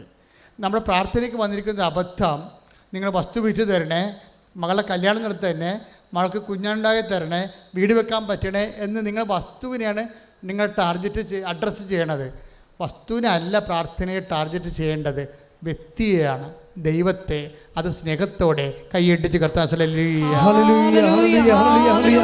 ഈ ദൈവത്തിൻ്റെ നാമത്തെ നമ്മൾ മഹത്വപ്പെടുത്തുന്നത് എങ്ങനെയാണ്? ദൈവത്തോടുള്ള സ്നേഹത്താൽ. ഈ ദൈവത്തോടുള്ള സ്നേഹത്താൽ നമ്മൾ ദൈവത്തിൻ്റെ നാമത്തെ മഹത്വപ്പെടുത്തുമ്പോൾ ദൈവത്തിന് എന്താ സംഭവിക്കണത്? ദൈവം പ്രസാദാത്മകനാകും. അതാണ് സംഭവിക്കുന്നത്. ദൈവത്തോടുള്ള സ്നേഹത്താൽ നമ്മൾ ദൈവത്തിൻ്റെ നാമത്തെ പ്രവൃത്തികളാൽ മഹത്വപ്പെടുത്തി കഴിയുമ്പോൾ ദൈവത്തിന് എന്താ സംഭവിക്കുന്നത്? ദൈവം പ്രസാദാത്മകനാകും, സംപ്രീതനാകും. അപ്പോൾ സംപ്രീതനായാൽ എന്ത് സംഭവിക്കും?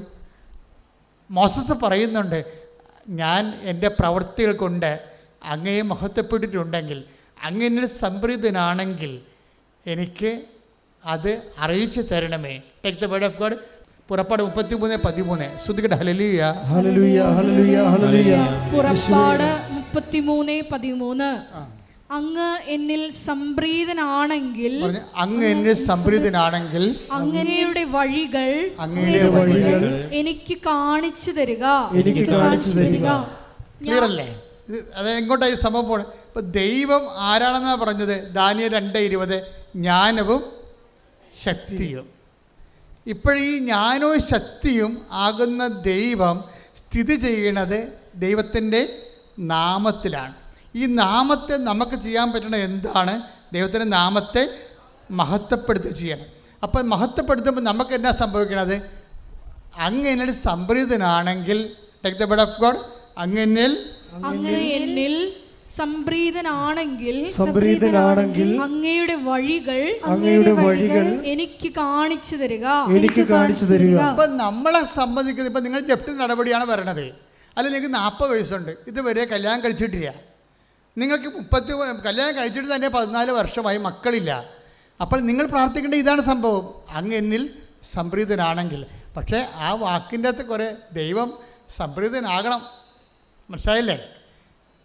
ഉടമ്പടി എടുത്ത് പോകുമ്പോൾ ചില ആൾക്കാർ പുറത്തിറങ്ങുമ്പോൾ തന്നെ അവർക്ക് ഇമെയിൽ വരണതും അവർ പരീക്ഷ ജയിക്കണതും വസ്തു വിൽക്കാനും മേടിക്കാൻ ആൾക്കാർ വരുന്നതും പെട്ടെന്ന് നടക്കുന്ന ചില കാര്യങ്ങളുണ്ട്. അതെന്താ കാര്യം വെച്ച് കഴിഞ്ഞാൽ ദൈവത്തിനറിയാം നിങ്ങളത് കൃത്യമായിട്ട് ചെയ്യുമെന്ന്. അതാണ് പ്രശ്നം. ദൈവത്തിനറിയാം, കാര്യം നിങ്ങളൊരു മനുഷ്യനോടല്ല ഇടപെടണത്. നിങ്ങളെ ഉടമ്പടി കൊണ്ടുവന്ന് എടുക്കുമ്പോൾ തന്നെ ദൈവത്തിനറിയാം ഇത് വൃത്തിമേനമായിട്ട് ചെയ്ത് തീർക്കും, ഭക്തിയോടെയും വിശ്വാസത്തോടും കൂടിയാണ് വന്നിരിക്കുന്നത്. അല്ലാതെ ഉടമ്പടി തിരികൊണ്ടുപോയി വല്ല രൂപപ്പലകയിലും വെച്ചേക്കാം, എന്നിട്ട് സമയം കിട്ടുമ്പോൾ പോകാം, മകളെ പ്രസവം കഴിഞ്ഞ് പോട്ടെ, എന്നിട്ട് സ്വസ്ഥമായിട്ട് കുളിച്ച് എഴുന്നേറ്റ് അവൾ പോയി കഴിഞ്ഞ് സമാധാനത്തിൽ ചെയ്യാം എന്നൊക്കെ വിചാരിച്ച് നിങ്ങൾ മകൾ പോകാൻ കാത്തിരിക്കണോട് ദൈവത്തെ സ്നേഹിക്കാൻ കാത്തിരുന്നാൽ അതായത് അങ്ങനെയാണ് പ്രശ്നം. പിന്നെ വിവരമില്ലാത്തത് കൊണ്ടാണ് ആൾക്കാർക്ക് അനുഗ്രഹം താമസിക്കുന്നത്. ഒരു കാര്യവും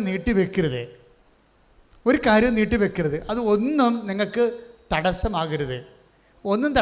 ദൈവത്തെ സ്നേഹിക്കുന്നതിന് ഒന്നും തടസ്സമാകരുത്. അത് ഇന്നാണ് തുടങ്ങാൻ പറ്റണമെങ്കിൽ ഇതിൻ്റെ എന്തെല്ലാം പ്രശ്നങ്ങൾ വീട്ടിലെ വിരുന്നുകാർ ഒഴിയട്ടെ, ഇങ്ങനെ ഒരു ഉടായ്പകളും ഒഴിവ് കഴിവുകളും ദൈവത്തിൻ്റെ സന്നിധിയിൽ പറയരുത്. മറിച്ച് നീയും നിൻ്റെ ദൈവവും ബാക്കിയെല്ലാം കഴിഞ്ഞു പോണ കാര്യങ്ങളാണ്. അത്ര പൊന്നാണ് ചക്കരയാണെന്ന് പറഞ്ഞാലും ശരി, നമ്മുടെ കയ്യിൽ നിന്ന് വിട്ടുപോകും, എല്ലാവരും പോകും, ആരും പോകാതിരിക്കത്തില്ല. അതുകൊണ്ട് തന്നെ എൻ്റെ സഹോദരങ്ങളെ, ദൈവികമായ കാര്യത്തിന് ഒരു സെക്കൻഡ് പ്ലേസ് കൊടുക്കരുത്. കൊടുത്താൽ അയാൾക്ക് ഈ വിഷയത്തിൽ എൻട്രൻസ് ഇല്ല. എന്താ കാര്യം? ആദ്യമേ പറഞ്ഞിട്ടുണ്ട് ഈ വിഷയം, എല്ലാത്തിനേക്കാളുപരി ദൈവത്തെ സ്നേഹിക്കുക ആദ്യമേ പറഞ്ഞിട്ടുണ്ട്. പുറപ്പാട് 33:13 എന്താ പറയുന്നത്? അങ്ങ് എന്നിൽ സംപ്രീതനാണെങ്കിൽ ഞാൻ നടക്കേണ്ട വഴി എന്നെ കാണിച്ചു തരണമേ. ഇപ്പൊ മോസസില് ദൈവം സംപ്രീതനായോ ഇല്ലയോ? കാര്യം എന്താ കഴിഞ്ഞാൽ അത് വ്യക്തമാണല്ലോ, സംപ്രീതനായെന്ന് വ്യക്തമാണല്ലോ. അതുകൊണ്ടല്ല സങ്കീർത്തനത്തിൽ നമ്മൾ 33 സങ്കീർത്തനം 103:7 വായിച്ചുള്ളൂ. ശ്രുതികട്ടെ. ഹല്ലേലൂയ,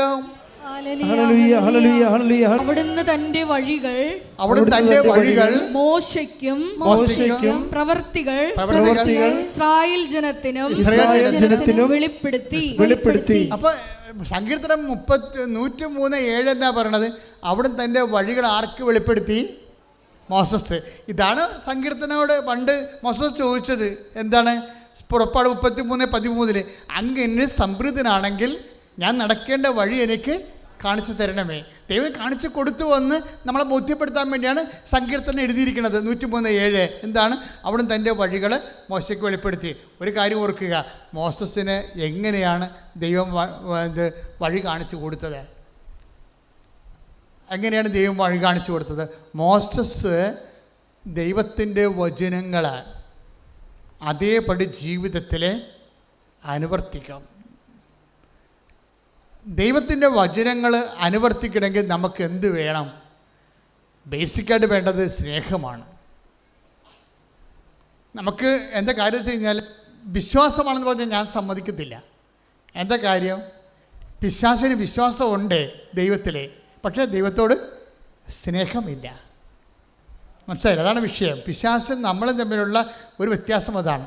ഇപ്പോൾ യാക്കോബ് 2:19 പറഞ്ഞിട്ടുണ്ട്, പിശാചിന് ദൈവത്തെ വിശ്വാസമുണ്ട്. എന്തുകൊണ്ടാണ് പിശാചിൻ്റെ വിശ്വാസം വർക്കൗട്ട് ചെയ്യാത്തത്? ദൈവത്തോട് പിശാചിന് സ്നേഹമില്ല. അപ്പം നമ്മളെപ്പോഴും ചെയ്യേണ്ട വിഷയം എന്താണ്? ഈ ദൈവത്തെ മഹത്വപ്പെടുത്തണമെങ്കിൽ തന്നെ എന്ത് വേണം?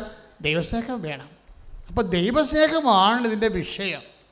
ഈ ദൈവസ്നേഹത്തോടെ ദൈവത്തെ മഹത്വപ്പെടുത്തുമ്പോൾ നമ്മൾ എന്ത് ചെയ്യും? ദൈവത്തിൻ്റെ ഈശോ എന്താ പറഞ്ഞത്? പിതാവേ, ഭൂമിയിൽ ഞാൻ അങ്ങയെ മഹത്വപ്പെടുത്തി. 17:4 യോഹന്നാന്റെ സുവിശേഷം, അങ്ങയെ ഏൽപ്പിച്ച ജോലി ഞാൻ പൂർത്തിയാക്കി. അതുപോലെ തന്നെ ദൈവത്തിൻ്റെ വചനങ്ങൾ, ഇപ്പോൾ മുറപ്രകാരമുള്ള ഹനനയാഗങ്ങൾ, ഹോമയാഗങ്ങളിൽ ഞാൻ സംപ്രീതനായില്ല. അപ്പോൾ ഞാൻ പറഞ്ഞു, പിതാവേ, ഇതാ ഞാൻ വരുന്നു. അങ്ങനെ ഇഷ്ടം നിറവേറ്റുകയാണ് എൻ്റെ സന്തോഷം. അപ്പോൾ ചില കാര്യങ്ങൾ നമ്മൾ ദൈവത്തിൻ്റെ പേരിൽ ചെയ്താലും ദൈവം മഹത്വപ്പെടണമെന്ന് നിർബന്ധമില്ല. നമ്മൾ ചെയ്യണം ദൈവത്തിൻ്റെ പേരിലാണേ, പക്ഷെ ദൈവം മഹത്വപ്പെടത്തില്ല. അതുകൊണ്ടാണ് സങ്കീർത്തനം 48 ആണോ വായിച്ചോളൂ, ശ്രുതിക്കട്ടെ. ഹല്ലേലൂയ. 40-ാം സങ്കീർത്തനം 8-ാം തിരുവചനം.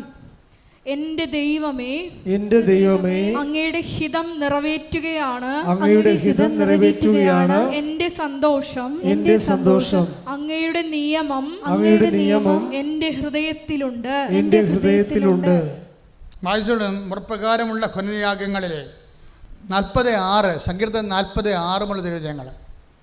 ബലികളും കാഴ്ചകളും അവിടുന്ന് ആഗ്രഹിക്കുന്നില്ല. പറഞ്ഞ ബലികളും കാഴ്ചകളും അവിടുന്ന് ആഗ്രഹിക്കുന്നില്ല. ബലികളും കാഴ്ചകളും അവിടുന്ന് ആഗ്രഹിക്കുന്നില്ല. എന്നാൽ അവിടുന്ന് എന്റെ കാതുകൾ തുറന്നു തന്നു. ദഹനബലിയും പാപപരിഹാര ബലിയും അവിടുന്ന് ആവശ്യപ്പെട്ടില്ല. അപ്പോൾ ഞാൻ പറഞ്ഞു, ഇതാ ഞാൻ വരുന്നു. പുസ്തകച്ചുരുളിൽ എന്നെ പറ്റി എഴുതിയിട്ടുണ്ട്. എന്റെ ദൈവമേ, അങ്ങയുടെ ഹിതം നിറവേറ്റുകയാണ്, എന്റെ സന്തോഷം, അങ്ങയുടെ നിയമം എന്റെ ഹൃദയത്തിലുണ്ട്. ഇവിടെ വരുന്ന വിഷയം എന്ന് മനസ്സിലായില്ലേ? അതായത് നമ്മൾ ദൈവത്തിൻ്റെ പേരിൽ കാണിച്ചു കൂട്ടുന്ന എന്തെല്ലാം കാര്യങ്ങളുണ്ട്. നേർച്ചകളുണ്ട്, കാഴ്ചകളുണ്ട്. പക്ഷേ ഞങ്ങളുടെയൊക്കെ ചെറുപ്പത്തിൽ ഞാനിങ്ങനെ ഊര് തെണ്ടാൻ പോകുമായിരുന്നു. ഈ അരി തന്നിട്ട് അമ്മ അരി തരും, ഒരു ലേസൊക്കെ ഇട്ടിട്ട് അതിന്മേ 21 ഇറുക്കലെടുത്ത് വെക്കും. എന്നിട്ട് ഓരോ വീട്ടിൽ പോയി നമ്മൾ നേർച്ച തെണ്ടും. ഇപ്പം മനക്കോടത്ത്, ഞങ്ങളുടെ ഫൊറോണപ്പള്ളി മനക്കോട് വരുന്നത്, അവിടെ കൊണ്ട് 10 രൂപയുടെ പെരുന്നാളിനെ കൊടുക്കും. ഞാൻ അപ്പനും കൂടി ചെറിയ കൂടി നടന്നു പോകണം, കുറേ ദൂരം ഉണ്ടായിരുന്നു വീട്ടിൽ നിന്ന്. പക്ഷെ അത് ചെയ്യും. പക്ഷെ അന്നിത് ചെയ്യണത് ഒരു നേർച്ചയായിട്ടാണ് ചെയ്യണത്. പക്ഷെ ഇന്നാണ് ഞാനത് ചെയ്യണമെങ്കിൽ ഞാനത് എന്ത് ചെയ്യും? ദൈവസ്നേഹത്തോടെ ചെയ്യും. കാര്യം അത് ഇന്ന് നമുക്കതിൻ്റെ നോഹൗ അറിയാം. പണ്ടതിൻ്റെ ജ്ഞാനസൂത്രം അറിയത്തില്ല. നമ്മളൊരു കാര്യം ഇപ്പോൾ നമുക്ക് വേണേൽ ഓരോ പള്ളികളൊക്കെ ചെല്ലുമ്പോൾ ഉരുള് നേർച്ചയുള്ള പള്ളിയുണ്ട്, ആയിട്ട് നിരങ്ങിപ്പോണ പള്ളിയുണ്ട്, നേർച്ചയായിട്ട് ആൾക്കാർ. വിവരം ബുദ്ധിയില്ലാത്തവൻ അത് കാണുമ്പോൾ കളിയാക്കും. പക്ഷേ ആ മനുഷ്യൻ എന്താ ചെയ്യണത്? അവൻ്റെ അനുഭവം ഒരിക്കലും കളിയാക്കുന്നവൻ ഈ ജന്മം, ഒരു 100 ജന്മം ഈ ഭൂമി ജീവിച്ചാൽ അവൻ്റെ അനുഭവം ഉണ്ടാകത്തില്ല. അവൻ എളിമപ്പെട്ട് ഉടുപ്പ് വരെ ഉരിഞ്ഞ് തോർത്തുമാത്രം കെട്ടിയിട്ട് അവൻ കർത്താവിൻ്റെ മുമ്പിൽ നിന്ന് ഉരുളുകയും എന്താ അവൻ എളിമപ്പെടുകയാണത്. അവൻ്റെ എല്ലാം അപ്പോൾ അവൻ എല്ലാം ദൈവത്തിൻ്റെ മുമ്പ് ഞാൻ ഒന്നുമല്ല എന്നും പറഞ്ഞുകൊണ്ട് അവൻ്റെ ഷർട്ടും വാച്ചും മാലയും അവൻ്റെ അഭിമാനവും അവൻ്റെ ഔന്നത്യവും അവൻ്റെ മഹത്വവും എല്ലാം ഊരി വെച്ചിട്ട് അവൻ നിലത്ത് കിടന്ന് ഉരുളുകയാണ്. പക്ഷെ ഉരുളുന്നവൻ്റെ മനസ്സിൽ ഒരു സംഭവം ഉണ്ടാകണം. അത് അനുഷ്ഠാനമോ ആചാരമോ അല്ല, അതിൻ്റെ ഉള്ളിൽ ദൈവത്തോടുള്ള സ്നേഹമുണ്ടാകണം. നീ ഇങ്ങനെ കർത്താവിന് മുമ്പിൽ തലകുനിച്ചാൽ നിൻ്റെ മനസ്സ് പറയണം, എന്താണ്? ഞാൻ നിന്നെ സ്നേഹിക്കുന്നു, അതുകൊണ്ട് ഞാൻ നിന്നെ മഹത്വപ്പെടുത്തുന്നു. അപ്പം ദൈവസ്നേഹത്തിനാണ് ഇതിൻ്റെ TMD എന്ന് പറഞ്ഞത് അതാണ്. നിങ്ങൾ TMD ഇല്ലാതെ എങ്ങനെയൊക്കെ വെടിവെച്ചിട്ടും കാര്യമില്ല, ദൈവസ്നേഹമില്ലാതെ. പക്ഷേ നിങ്ങൾ പറയും എനിക്ക് ദൈവത്തോട് സ്നേഹമുണ്ട്, എനിക്ക് ദൈവത്തോട് സ്നേഹമുണ്ട്, ആനകൂന ദൈവമേ വർക്കൗട്ട് ചെയ്യത്തില്ല. എന്താ കാര്യം? കർത്താവ് വളരെ ദൈവം ബുദ്ധിയായത് കാരണം ദൈവം നമ്മുടെ എല്ലാ കള്ളത്തരങ്ങളെയും ബ്ലോക്ക് ചെയ്തുകൊണ്ടാണ് കൽപ്പന ഉണ്ടാക്കിയിരിക്കുന്നത്. നമുക്ക് ദൈവത്തെ സ്നേഹിക്കണമെന്ന് പറഞ്ഞൊരു ചുമ്മാ ഇങ്ങനെ പറഞ്ഞങ്ങനെ ഒപ്പിക്കാൻ പറ്റത്തില്ല. കർത്താവ് പറഞ്ഞിട്ടുണ്ട്, എന്താ എന്നെ സ്നേഹിക്കുന്നവൻ എൻ്റെ കൽപ്പന പാലിക്കും. കൈയടിച്ച് കർത്താവ് യോഹന്നാൻ 14:15 നിങ്ങൾ എന്നെ സ്നേഹിക്കുന്നുവെങ്കിൽ എന്റെ കൽപ്പന പാലിക്കും. അവിടെ വെച്ച് എല്ലാ അഭ്യാസങ്ങളും അവസാനിക്കും. നമുക്ക് ദൈവത്തെ സ്നേഹിക്കണമെന്ന് പറയാൻ പറ്റത്തില്ല. അപ്പോൾ ദൈവം പറയും എൻ്റെ കൽപ്പന പാലിച്ചിട്ടാണ് പറയുമ്പോൾ. ഉടമ്പടി എന്ന് പറയുന്നത് അതാണ്. ഉടമ്പടി എന്ന് പറഞ്ഞാൽ സത്യസന്ധമായ ഒരു മനുഷ്യൻ ദൈവത്തെ കണ്ടെത്താനും മഹത്വപ്പെടുത്താനും പ്രാപിക്കാനും ആഗ്രഹിക്കുമ്പോൾ ചെയ്യുന്ന ആദ്യത്തെയും അവസാനത്തെ നടപടിക്രമമാണ് ഉടമ്പടി. എന്താണ് നമ്മൾ ഉടമ്പടിയിൽ? പക്ഷേ എനിക്ക് നിങ്ങളോട് പറയാനുള്ളത്, നിങ്ങൾ ഉടമ്പടി പ്രകാരം എന്തെങ്കിലും ചെയ്യുമ്പോൾ അതെങ്ങനെ ചെയ്യണം? കർത്താവേ, ഞാനിത് ചെയ്യണത് എനിക്ക് ജോലി കിട്ടാനോ എൻ്റെ വീട് വെക്കാനോ എൻ്റെ കടങ്ങൾ മാറാനോ അല്ല. അത് ഇതിൻ്റെ അകത്ത് എൻ്റെ മനസ്സിൽ തീർച്ചയായിട്ടും ഉണ്ട്, നീ എന്നെ സഹായിക്കുമെന്ന് എനിക്കറിയാം. പക്ഷേ ഞാൻ നിന്നെ സ്നേഹിക്കുന്നത് കൊണ്ടാണ് ഞാനിത് ചെയ്യണത്. അങ്ങനെ ഫോർമാറ്റ് ചേഞ്ച് ചെയ്യണം. പറഞ്ഞ മനസ്സിലായില്ലേ? ഞാൻ ഉടമ്പടി എടുത്തു എന്നും പറഞ്ഞിട്ട് അതിനകത്ത് ദൈവസ്നേഹമില്ല. ആരണ്ട് അയൽവാസികൾ കാനഡയിൽ പോയപ്പോൾ കെട്ടിയെടുത്ത് ഇങ്ങോട്ട് വണ്ടി കയറി പോന്നിരിക്കുകയായിരിക്കും ചില ആൾക്കാർ. അത് അസൂയായിരിക്കും ചിലപ്പോൾ. ഉടമ്പടി അസൂയ കൊണ്ടെടുക്കാം, മറ്റുള്ള രക്ഷപ്പെട്ട് വന്നെ എൻ്റെ കണ്ണുകടി കൊണ്ടെടുക്കാം. അതുകൊണ്ടെടുത്ത് ഇത് വർക്കൗട്ട് ചെയ്യത്തില്ല. അല്ലെങ്കിൽ വീട്ടിലുള്ള ആൾക്കാരോടെല്ലാം കയർത്തും, മരുമകളോട്, അമ്മയമ്മയോട്, നാട്ടുകാരോട്, വീട്ടുകാരോടൊക്കെ കയർത്തും വൈരാഗ്യമായിട്ട് ഇരുന്നും മിണ്ടാതെ ഇരുന്നും യേശുവിനെ പറഞ്ഞും ഒക്കെ നിങ്ങൾക്ക് കുറ്റം പറഞ്ഞും ഒക്കെ നിങ്ങൾക്ക് ഉടമ്പടി എടുക്കാം. ഇതൊന്നും ഇതൊക്കെ നനഞ്ഞ പടക്കമാണ്. കുറേ ഉടമ്പടി നനഞ്ഞ പടക്കമായിട്ടുണ്ട്. ചീറ്റുക പോലും ചെയ്യത്തില്ല. ചില പടക്കം നനഞ്ഞാലും ചീറ്റുമല്ല, ചില ചീറ്റുകയില്ല. കാര്യം വെച്ച് കഴിഞ്ഞാൽ ലോക പെരുങ്കള്ളികൾ വന്ന് ഉടമ്പടി എടുത്തിട്ടുണ്ട്. അതുകൊണ്ടാണ് അവർക്ക് ദൈവത്തിൻ്റെ മുമ്പിൽ മര്യാദക്ക് നിൽക്കാൻ യാതൊരുവിധ ചാൻസും ഇല്ലാത്ത ആൾക്കാർ വേറെ ചുമ്മാ വയറ്റപ്പഴപ്പിന് വേണ്ടി മാത്രം ഉടമ്പടി എടുത്തിട്ടുണ്ട്. അത് ഉടമ്പടി വർക്കൗട്ട് ചെയ്യത്തില്ല. അത് ദൈവമാരാണെന്നറിയണം. ദൈവത്തെ മഹത്വപ്പെടുന്നത് എങ്ങനെയാണെന്നറിയണം. ദൈവത്തെ മഹത്വപ്പെടുന്നത് നമ്മളെന്താണ് ചെയ്യേണ്ടതെന്നറിയണം. അത് നമ്മൾ തന്നെ ദൈവത്തിൻ്റെ വചനം ഏറ്റെടുത്ത് നടപ്പിൽ വരുത്തണം. അങ്ങനെ എന്തു ചെയ്യും? എന്നെ സ്നേഹിക്കുന്നവൻ ദൈവത്തെ സ്നേഹിക്കുന്നുവെന്ന് ദൈവത്തിന് തോന്നണം. ദൈവത്തെ മഹത്വപ്പെടുത്തുമ്പോൾ ഒന്ന് പ്രാർത്ഥിക്കുക, കർത്താവേ, എൻ്റെ ഉടമ്പടി ജീവിതത്തിലെ അങ്ങേ മഹത്വപ്പെടുത്തുമ്പോഴേ ഞാൻ സ്നേഹത്തോടെയാണ് അങ്ങനെ ചെയ്യുന്നതെന്ന് അങ്ങ് മനസ്സിലാക്കാൻ വിധം അമ്മേ പരിശുദ്ധമ്മേ എന്നെ അമ്മയുടെ തിരുക്കുമാരന്റെ മനസ്സിന് പ്രസാദകരമായ രീതിയിൽ ജീവിക്കുവാൻ ദൈവവചനത്തിന്റെ ഇച്ഛയാൽ അത് നടപ്പിൽ വരുത്തുന്നതിലൂടെ ദൈവസ്നേഹത്തിന്റെ സാക്ഷിയാകാൻ എന്നെ ഇപ്പോൾ അഭിഷേകം ചെയ്യണം. എല്ലാവരും എഴുന്നേൽക്കുക. ആരാധനയുടെ ഏറ്റവും നല്ല സമയത്തിലേക്ക് നമ്മൾ പ്രവേശിക്കുകയാണ്.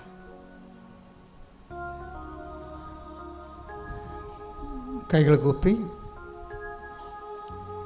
ദിവ്യകാരുണ്യത്തെ കണ്ണിലെടുത്ത് മനസ്സ് പരിശുദ്ധാത്മാവിൽ നിറച്ച് ദൈവസ്നേഹത്തോടെ ഈ ആരാധനയിൽ പങ്കെടുക്കാം. നിങ്ങളുടെ ഒരു കൈകളെ സ്വർഗത്തിലേക്ക് ഉയർത്തുക. അച്ഛൻ ഈ കൈകൾ കർത്താവിൻ്റെ രക്തത്തിൽ കുതിരാൻ വേണ്ടി ആ കൈകൾ ആരുടെ ശിരസിൽ വെക്കുന്നുവോ, ആരുടെ ശരീരത്തിൽ വെക്കുന്നുവോ, അത് കർത്താവിൻ്റെ കൈകളായിക്കൊണ്ട് നിങ്ങളെ സൗഖ്യപ്പെടാൻ വേണ്ടി പ്രാർത്ഥിക്കുന്ന സമയമാണ്. ഒരു കൈകൾ കൊടുത്ത് അച്ഛനോട് ചേർന്ന് പ്രാർത്ഥിക്കും. കർത്താവേ, ഞാൻ ഉയർത്തിയിരിക്കുന്ന എൻ്റെ ഈ കൈകളിലെ അങ്ങ് സ്പർശിക്കണമേ. കർത്താവേ, ഈ കൈകള് എൻ്റെ ശരീരത്തില് എവിടെ വെച്ചാലും ഞാൻ ആർക്കു വേണ്ടി പ്രാർത്ഥിക്കുന്നുവോ അവരുടെ രോഗത്തെ ഓർത്ത് അവർക്ക് രോഗമുള്ള സ്ഥാനം മനസ്സിലാക്കി അതേ സ്ഥാനത്ത് എൻ്റെ ശരീരത്തില് എൻ്റെ കൈകള് നിന്റെ നാമത്തില് ഞാൻ പ്രാർത്ഥിക്കുമ്പോൾ എനിക്കും അവർക്കും കർത്താവേ നീ സൗഖ്യം നൽകണമേ. ശ്രദ്ധിക്കട്ടെ. ഗുരുതരമായ രോഗമുള്ളവരെ, 10,000-കണക്കിന് മനുഷ്യരെ സാക്ഷ്യം പറഞ്ഞിട്ടുള്ള ദേവാലയത്തിലാണ് ഈ ആരാധന നടക്കുന്നത്. ഈ ആരാധന മധ്യയാണ് പരിശുദ്ധ അമ്മ ജീവനോടെ പ്രത്യക്ഷപ്പെട്ടത്. അമ്മ അന്ന് പറഞ്ഞത്, ദുരന്തം ഉണ്ടാകാൻ പോകുന്ന പ്രാർത്ഥിക്കണമെന്ന്. അന്ന് എനിക്ക് അത്രയും മനസ്സിലായില്ല. കാര്യം അന്ന് അമ്മ പറയണ കാലത്ത് ഒരു തരത്തിലുള്ള ദുരന്തവും ഇല്ലായിരുന്നു. പിന്നീട് ദുരന്തങ്ങൾ ആവർത്തിക്കുകയാണ്. 5-6 കൊല്ലം മുമ്പ് കടന്നുപോയ നിപ്പ വീണ്ടും വന്ന് നമ്മുടെ വായം മൂടി കെട്ടി നമ്മുടെ നഗരങ്ങളെ ബന്ദികളാക്കുന്ന അവസ്ഥ ആവർത്തിക്കുന്നു. ദാറ്റ് മീൻസ് കഴിഞ്ഞുപോയ എല്ലാ ദുരന്തങ്ങളും തിരികെ വരും എന്നുള്ളത് ഉറപ്പാണ്. അതുകൊണ്ട് തന്നെ പ്രാർത്ഥനയല്ലാതെ അമ്മ അന്ന് പറഞ്ഞത് അതാണ്, ദുരന്തമുണ്ടാകാൻ പോണ് പ്രാർത്ഥിക്കണം. അതിൻ്റെ ഭാഗമായിട്ടാണ് ഉടമ്പടി തന്നിരിക്കുന്നത്. അതുകൊണ്ട് തന്നെ ദൈവം തന്ന ഈ പ്രാർത്ഥന നമ്മൾ പ്രാർത്ഥിക്കുകയല്ല, നമ്മളത് ജീവിക്കുകയാണ്, അഥവാ ജീവിക്കുകയാണ് വേണ്ടത് എന്നാണ് ഉടമ്പടിയുടെ സാക്ഷ്യങ്ങളിൽ നിന്ന് നമ്മൾ വായിച്ച് എടുക്കുന്നത്. ഇപ്പോഴ് നമ്മൾ നിപ്പ വൈറസ് ബാധിച്ചിട്ടുള്ള എല്ലാ സ്ഥലങ്ങളെയും കർത്താവിന് തിരുസേനയിൽ സമർപ്പിച്ചുകൊണ്ട് മാതാവിൻ്റെ മധ്യസ്ഥ ശാസിച്ച് പ്രാർത്ഥിക്കട്ടെ, ശ്രദ്ധിക്കട്ടെ. Lord Jesus Christ, pour out His Spirit, touch with the fire finger, soak with the precious blood, and I cast out the disease and root causes from our country in the name of Jesus Christ our Lord, who is coming to judge both living and dead, led by fire. Amen. Hallelujah, hallelujah.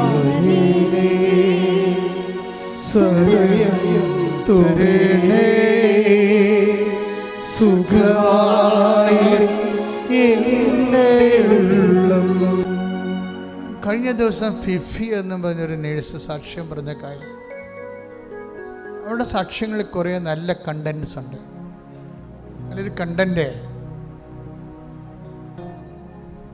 അവളുടെ ജോലിയെ ബാധിക്കുന്ന വിഷയത്തെക്കാളുപരി അവളുടെ ഒരു കുഞ്ഞ്, അവളുടെ 4 വയസ്സുള്ള കുഞ്ഞ് അവളോട് ചോദിച്ച്, അമ്മ എന്തിനാ എപ്പോഴും കൊന്ത ചെല്ലണത്? ജവമാല റാലി നടക്കാൻ പോകുമ്പോൾ അമ്മ ഇതുകൊണ്ട് എന്നെക്കൊണ്ട് ഇതൊക്കെ പറയിപ്പിക്കണം തോന്നണം. ആ കാര്യം നമുക്ക് പറ്റിയ സാക്ഷ്യങ്ങളിപ്പോൾ വന്നുകൊണ്ടിരിക്കുന്നത്. അപ്പോഴ് കൊന്ത ചെല്ലണത് നമ്മൾ മാതാവിനോട് മധ്യസ്ഥ യാചിക്കണമെന്ന് കുഞ്ഞിനോട് അമ്മ പറഞ്ഞ് മനസ്സിലാക്കി. എന്നിട്ട് കുഞ്ഞിനോട് വേറൊരു കാര്യം കൂടി ബിബി പറഞ്ഞു. എന്താ പറഞ്ഞത്? നമ്മൾ ഇന്ന്, കുഞ്ഞിന് പാട്ട് ഭയങ്കര ഇഷ്ടമാണ്, അവൾ സിനിമാ പാട്ടൊക്കെ പാടണം കേട്ടിട്ട്. അപ്പോൾ ഫിഫി പറഞ്ഞു, നമ്മൾ ഇന്ന് കിടക്കാൻ നേരത്ത് മാതാവിൻ്റെ പാട്ട് പാടിക്കിടക്കുമെന്ന് പറഞ്ഞു. മാതാവിൻ്റെ പാട്ട് പാടിക്കിടക്കും. അപ്പോൾ ഉടനെ അവർ ആവേ മരിയയുടെ പാട്ട് പാടിക്കൊടുത്ത്, അമ്മ പാടിക്കൊടുത്ത്, കുഞ്ഞു പാടി അമ്മയും മകളും കൂടി കിടക്കുകയാണ്. രാവിലെ കുഞ്ഞ് എഴുന്നേറ്റപ്പോൾ അമ്മയോട് പറഞ്ഞ്, അമ്മ ഇന്നലെ മാതാവ് എൻ്റെ അടുത്ത് വന്നെന്ന് പറഞ്ഞു. അപ്പോൾ ഫിഫി പറഞ്ഞ്, ഈ മാതാവാണെന്ന് ചോദിച്ചു. അവിടെ ഇരുന്നൊരു മാതാവുണ്ടായിരുന്നു. അത് വേറെ ഒരു ധ്യാന കേന്ദ്രത്തിലെ മാതാവാണ് അവിടെ ഇരുന്നത്. അപ്പോൾ കുഞ്ഞു പറഞ്ഞു ഇതല്ല എന്ന് പറഞ്ഞ് അമ്മയെ വിളിച്ചുകൊണ്ട് പോയി. അമ്മയെ വിളിച്ചുകൊണ്ട് പോയിട്ട് അവരുടെ പ്രാർത്ഥിക്കുന്ന മുറിയിൽ പോയി മാതാവിനെ കാണിച്ച്. അത് കൃപാസനം മാതാവാണ്. അത് എന്ത് സംഭവിച്ചാൽ നമ്മൾ അമ്മയെ ഉടമ്പടി തരണ കാലത്ത് എനിക്ക് അറിയത്തില്ല. ഈ സഞ്ചാരി മാതാവ് എന്ന ആൾക്കാർക്ക് ആദ്യം പറയുമ്പോൾ എനിക്ക് അത്രയും കത്തില്ല സത്യം പറഞ്ഞാൽ. ഇന്നിപ്പോൾ ഒരു ദിവസം 2 സാക്ഷ്യങ്ങളെങ്കിലും മാതാവ് ഞങ്ങളുടെ വീട്ടിൽ വന്നു എന്ന് പറയാത്ത സാക്ഷികളില്ല. അതെന്താ കാരണം? ഈ ഒരു വ്യക്തി വാഗ്ദാന പേടകമാകുമ്പോൾ സ്വാഭാവികമായിട്ട് സഞ്ചാരി മാതാവ് എന്നുള്ളത് അതിൻ്റെ പാക്കേജിൻ്റെ ഭാഗമായിട്ട് ഉള്ളതാണ്. I will come with you wherever you go. കർത്താവിൻ്റെ വചനം ആര് പാലിച്ചാലും ദൈവത്തിൻ്റെ സാന്നിധ്യത്തിൻ്റെ പ്രതീകമായി അമ്മ അവിടെ കൂടെ വരും. കാര്യം എന്താണ്? നമ്മളിവിടെ വണങ്ങുന്നത് വാഗ്ദാന പേടകമായ അമ്മയാണ്. അപ്പം നമ്മളൊരു വചനം പാലിച്ചു കഴിയുമ്പോൾ നമ്മുടെ ഹൃദയത്തിൽ ദൈവം വസിക്കുകയാണ് ചെയ്യണത്. അതിൻ്റെ സൂചനയായിട്ടാണ് ആൾക്കാർ മാതാവിനെ കാണുകയും ദർശിക്കുകയും ഒക്കെ ചെയ്യണത്. അതിൻ്റെ മെക്കാനിസം അതാണ്. അപ്പോൾ അത് സത്യസന്ധമായിട്ടാണ് ഉടമ്പടി, കലർപ്പില്ലാതെയാണ് നിങ്ങൾ ദൈവസ്നേഹത്തോടെയാണ് പാലിക്കണത്. അതിൻ്റെ അകത്ത് കലർപ്പുണ്ടാകരുത്. നിങ്ങളുടെ ഒരു ആവശ്യം മാത്രം അതിൻ്റെ തോന്നി നിങ്ങൾ ദൈവത്തിൻ്റെ സന്നിധിയിൽ നടക്കണില്ലല്ലോ, വന്നില്ലല്ലോ, ഓഫർ ലെറ്റർ വന്നില്ലല്ലോ, വസ്തു വിൽക്കണില്ലല്ലോ എന്നൊക്കെ ഇങ്ങനെ ഇത് മാത്രം അലങ്കോലപ്പെട്ട് ആവലാതിപ്പെട്ടിരുന്ന ഒരിക്കലും സംഭവം നടക്കത്തില്ല. മറിച്ച് ഇതെല്ലാം മാറ്റിയിട്ട് നിങ്ങൾ ദൈവത്തെ സ്നേഹിച്ച് ദൈവത്തിന് വേണ്ടി ജീവിക്കുന്ന ഒരു വ്യക്തിയാണെന്ന് ദൈവത്തിന് തോന്നിയാൽ സഞ്ചാരി മാതാവ് നിങ്ങളുടെ വീട്ടിലും വരും. അതിൻ്റെ കാര്യം വരാതിരിക്കാൻ പറ്റത്തില്ല. കാര്യം അത് വാഗ്ദാനത്തിലുള്ളതാണ്. I will come with you wherever you go. നീ എവിടെ പോയാലും ഞാൻ നിൻ്റെ കൂടെ വരും. അതുകൊണ്ടാണ് ഈ ഉടമ്പടിക്ക് ആശീർവാദം തരാൻ ആദ്യമേ എന്നോട് പറഞ്ഞപ്പോഴേ എനിക്കിതിന് വേണ്ടിയാണെന്ന് അറിയത്തില്ല. പക്ഷെ ഞാൻ പ്രസംഗിച്ചായിരുന്നു. ഇത് നിങ്ങളുടെ കയ്യിലുണ്ടെങ്കിൽ അമ്മയുടെ സാന്നിധ്യം നിങ്ങളുടെ കയ്യിലുള്ളതുപോലെയാണെന്ന് ഞാൻ അന്ന് പറഞ്ഞായിരുന്നു. ഇപ്പം അനുഭവം കിട്ടി. നമുക്ക് 10,000 അനുഭവങ്ങളായി ഇപ്പം. അതുകൊണ്ടാണ് ഉടമ്പടി കാശ് മിസ്സാകരുതെന്ന് പറഞ്ഞതിൻ്റെ കാരണം അതാണ്. കൈമാറുകയും ചെയ്യാൻ പാടില്ലത്. അത് നിങ്ങളും ദൈവവും തമ്മിലുള്ള ഉടമ്പടിയുടെ നിങ്ങളുടെ കയ്യിലുള്ളൊരു ആധാരമാണ് ശരിക്കും പറഞ്ഞാൽ. അപ്പം അതുകൊണ്ട് വളരെ സൂക്ഷിച്ച് വേണം. അതുകൊണ്ട് തന്നെ നിങ്ങൾ ഈ ഒരു വിഷയത്തിന് വേണ്ടി എവിടെ പോയാലും എന്നാണ് പറഞ്ഞിരിക്കുന്നത്. ഫിഫിയുടെ സാക്ഷ്യങ്ങളിലുള്ള വിഷയം, ഫിഫി ഓൺലൈൻ ഇൻ്റർവ്യൂ എടുക്കാൻ നേരത്ത് ആ ഇൻ്റർവ്യൂവർ പറയുന്നുണ്ട്, നിങ്ങൾ എന്തിനാണ് ഈ ഇൻ്റർവ്യൂ വന്നത്? നിങ്ങൾ തോറ്റതല്ലേ, ഞാൻ നിങ്ങളെ ഇവിടുന്ന് പറഞ്ഞു വിട്ടതല്ലേ, പിന്നെ നിങ്ങൾ എന്തിനാണ് വന്നതെന്ന് പറഞ്ഞു. ഇൻ്റർവ്യൂ പണ്ട് തോറ്റതാണ്. അപ്പം ഇവിടെ മെയിൻ പ്രാർത്ഥന എന്താ? അയാൾ മാത്രം വീണ്ടും ഇൻ്റർവ്യൂ ചെയ്യാൻ വരല്ലേ എന്നാണ് പ്രാർത്ഥന. പക്ഷേ അയാൾ വന്നില്ല. ഓൺലൈനിൽ കാണാം, ഓരോ ഇൻ്റർവ്യൂ നടന്നുകൊണ്ടിരിക്കുന്ന സമയത്ത് അയാളില്ല. പക്ഷേ ഇവൾ ചെന്നപ്പോൾ അയാൾ വന്നു ഓൺലൈനിൽ.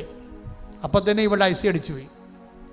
അപ്പോൾ അയാൾ പറഞ്ഞു, നിങ്ങൾ എന്തിനാണ് പിന്നെയും വന്നത്? നിങ്ങൾ കുറേ മാസം മുമ്പ് നിങ്ങളെ പറഞ്ഞു വിട്ടതല്ലേ, നിങ്ങൾ തോറ്റതല്ലേ, പിന്നെ എന്തിനാണ് കയറി വന്നതെന്ന് ചോദിച്ചു. അവളതിന് മറുപടി പറഞ്ഞില്ല. മറുപടി പറഞ്ഞ മാതാവാണ്. പക്ഷെ ചോദിച്ചതിനെല്ലാം അവൾ മറുപടി പറഞ്ഞു. അവൾക്കവിടെ ജോലി കിട്ടി. Praise the Lord. അപ്പോൾ ആര് തട്ടിയെന്ന് പറഞ്ഞാൽ നിങ്ങൾ കാര്യമാക്കരുത്.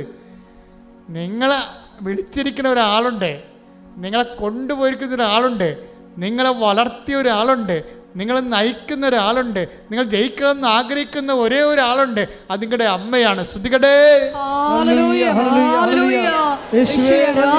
പരിശുദ്ധ പരമ ദിവ്യകാരുണ്യത്തിന്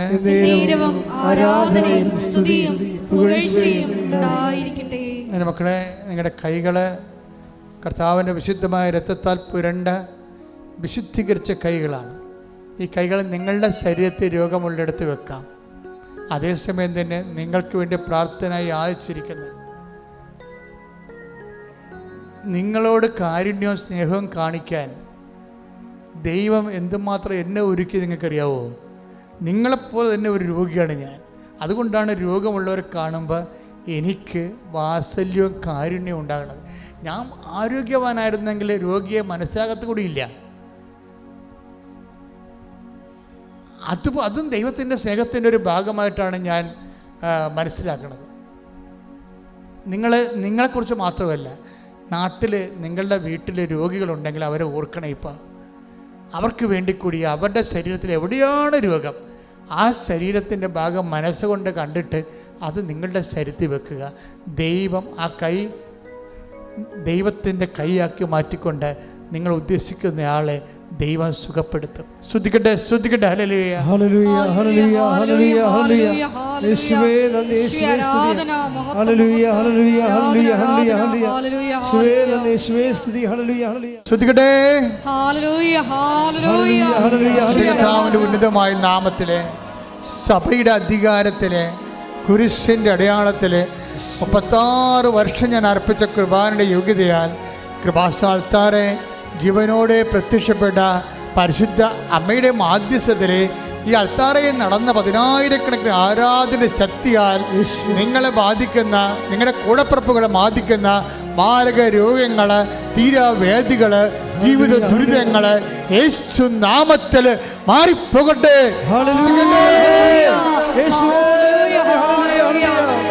ആരാധന.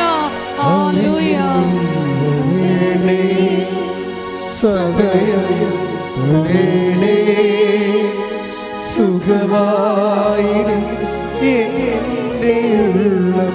സ്വരത്ത് സന്തോഷത്തോടെ അരികിൽ വരണേ.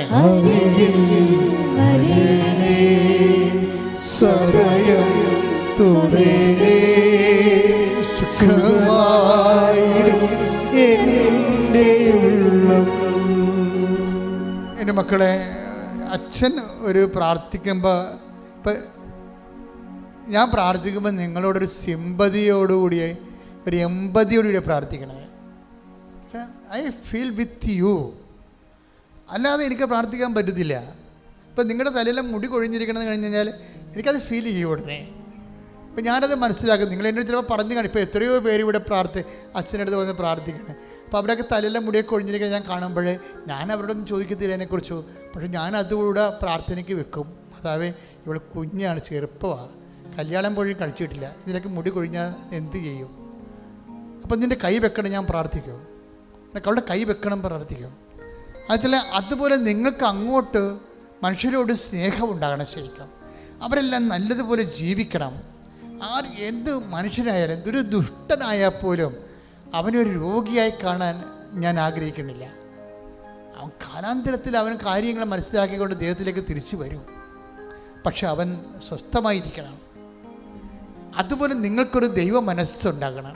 ഞാൻ ദൈവ മനസ്സുണ്ടെന്ന് പറയുകയല്ല, പക്ഷെ പ്രാർത്ഥിക്കുമ്പോൾ ഒരു മനുഷ്യന് ദൈവത്തിൻ്റെ മനസ്സില്ലെങ്കിൽ ആ പ്രാർത്ഥനയ്ക്ക് വിലയില്ല. പ്രാർത്ഥിക്കുക, കർത്താവേ, ഉടമ്പടിക്ക് ആനുപാതികമായുള്ള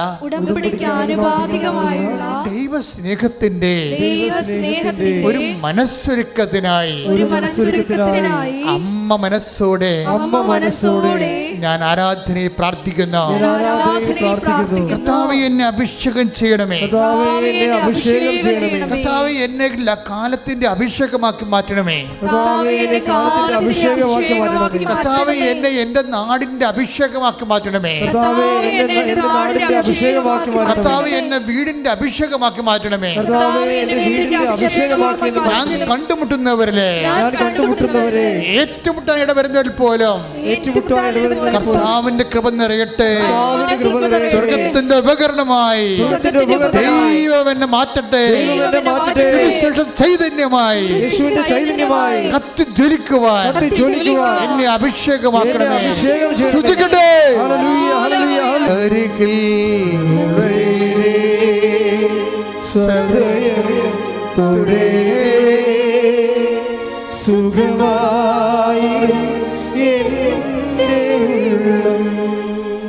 ആരെങ്കിലും എന്തെങ്കിലും നിങ്ങളോട് പറയുമ്പോൾ അത് നിങ്ങളൊന്ന് കേൾക്കണം. ചിലപ്പോൾ മക്കൾ, ഇപ്പം ഭർത്താവൊക്കെ ചില പറയും ഭർത്താവ് ഇപ്പം നിങ്ങളോട് സ്നേഹമില്ല എന്ന് പറയുന്നു. അപ്പം നിങ്ങളത് ചുമ്മാ ഇങ്ങനെ കേട്ടിട്ട് പോകരുത്. ചേച്ചി വിഷമിക്കേണ്ട, അത് ഞാൻ പ്രാർത്ഥിക്കാം. അവർക്ക് വിശ്വാസം ഉണ്ടായില്ലെങ്കിലും നിങ്ങൾക്ക് വിശ്വാസം ഉണ്ടായാൽ മതി. നമുക്ക് അവരുമായിട്ടുള്ള ബാധ്യതയേക്കാൾ വലിയ ബാധ്യത ദൈവമായിട്ടാണ്. അപ്പം ദൈവത്തോട് പറയണം, ചേച്ചി വിശ്വാസത്തിലേക്ക് വരണം. അവളുടെ ഭർത്താവിനെ തിരികെ എവിടെയെങ്കിലും ഉണ്ടെങ്കിൽ നീ അവൾക്ക് ആശ്വാസമായി കൊടുക്കണം. ഇതുപോലെ ഓരോ കാര്യങ്ങൾ കേൾക്കുമ്പോഴും നിങ്ങൾ ദൈവത്തിൻ്റെ മുമ്പിൽ അവരുടെ ഒരു മിഷനറി ആയിട്ട് മാറണം.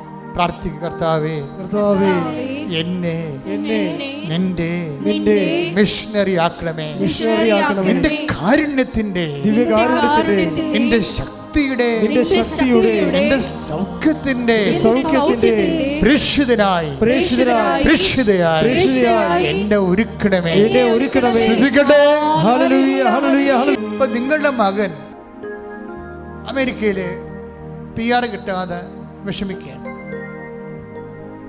ആ മമ്മിയോട് പറഞ്ഞു, മമ്മി ഉടമ്പടി എടുത്തിട്ട് മമ്മി നന്നായിട്ട് സീഡില്ലേ, എനിക്ക് കിട്ടിയില്ല എന്നുണ്ടെങ്കിൽ ഇവിടുന്ന് പോരേണ്ടി വരുമല്ല എന്ന് നിങ്ങൾ പറഞ്ഞു. ഞാൻ പ്രാർത്ഥിക്കുന്നുണ്ട് മകനെ, ഞാൻ അത് നന്നായിട്ട് ചെയ്യുന്നുണ്ട് എന്നൊക്കെ നീ പറയും. പക്ഷെ നീ കേൾക്കണ വാർത്ത എന്താണ്? നിൻ്റെ ബന്ധുവിന് സ്റ്റേറ്റിൽ PR കിട്ടിയെന്നാകും. അപ്പോൾ നിങ്ങളുടെ മോന്ത എങ്ങനെ ഉണ്ടാകും? പട്ടി മുള്ളിയ പോലെ ഇരിക്കും. അതോടുകൂടി നിങ്ങളുടെ കാര്യത്തിൽ തീരുമാനമാകും. കാര്യം ദൈവസ്നേഹമില്ലാതെ സ്വന്തം മക്കളെ കാര്യം ഓർത്ത് മാത്രം നിങ്ങൾ പ്രാർത്ഥിച്ചു. മറ്റുള്ളവർക്ക് ദൈവം അത് കൊടുത്തപ്പോൾ അത് ദൈവമാണെന്ന് മനസ്സിലാക്കാനുള്ള പരിശുദ്ധാത്മാവ് ഈ മനുഷ്യന് ഇല്ലാതെ പോയി. അത് ആവശ്യമാണ്. മറ്റുള്ളവർക്ക് സ്നേഹം സത്യത്തിൽ സന്തോഷിക്കുന്നുവെന്നാണ് കർത്താവിൻ്റെ വചനത്തിലുള്ളത്. പ്രാർത്ഥിക്കുക, കർത്താവേ എനിക്ക് തരേണ്ട അനുഗ്രഹം, അതേ അനുഗ്രഹം തന്നെ മറ്റുള്ളവർക്ക് കിട്ടിയെന്നറിയുമ്പോഴേ, അത് നീയാണ് കൊടുത്തതെന്നറിയുമ്പോഴേ എന്റെ ഹൃദയത്തെ സന്തോഷത്താൽ നിറക്കാൻ മാത്രം പരിശുദ്ധാത്മാവിനാൽ എന്നെ അഭിഷേകം ചെയ്ത് ഉടമ്പടിക്കൊരുക്കമുള്ളവരായി എന്നെ ഉയർത്തണമേ.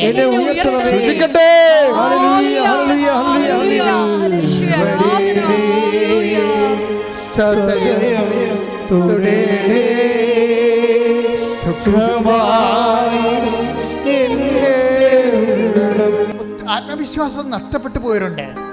ഒത്തിരി ടെസ്റ്റ് നടത്തി, ഒത്തിരി ഇൻ്റർവ്യൂ നടത്തി, ഒത്തിരി പരീക്ഷ നടത്തി, ഒത്തിരി പെണ്ണ് കണ്ട്, ഒത്തിരി ചെറുക്കനെ കണ്ട്, ഒത്തിരി ലോൺ വേണ്ടി വെച്ച് ഇതെട്ട് ചെയ്ത് ഒന്നിനും കൊള്ളാത്തവരായി, നമ്മൾ ചെല്ല് കണക്കെ തള്ളപ്പെട്ടവരായി, ദൈവത്തിന് പോലും വേണ്ടാത്തവരായി നിൽക്കുന്ന വ്യക്തികളാണെന്ന് സ്വയം ശപിച്ച് ജീവിക്കുന്നവരുടെ മേലെ കർത്താവിൻ്റെ കരുണ ചൊരിയുന്ന സമയമാണിത്. അമ്മ മാതാവ് ജീവനോടെ പ്രത്യക്ഷപ്പെട്ട ജീവിക്കുന്ന ലോകത്തിലെ അൾത്താറയിൽ 10,000 സാക്ഷ്യം പറഞ്ഞ് സ്വർഗത്തിൻ്റെ ഇടത്തു നിന്നുകൊണ്ട് യാക്കോബിൻ്റെ കോവേണി ചാരി വെച്ചിരിക്കുന്നത് ഇവിടെയാണെന്ന് തോന്നും വിധം 10,000 ദൈവത്തെ കണ്ടുമുട്ടിയ സ്വർഗത്തിൻ്റെ കവാടത്തിൽ നിന്നുകൊണ്ട് കർത്താവിൻ്റെ അമ്മ മാതാവിൻ്റെ മധ്യസ്ഥത, കർത്താവിൻ്റെ അമ്മ യേശുവിൻ്റെ മധ്യസ്ഥയായി നിന്നുകൊണ്ട് കർത്താവിൻ്റെ നാമത്തിൽ നിങ്ങളെ അനുഗ്രഹിക്കുന്നു. ശ്രുതിക്കട്ടെ,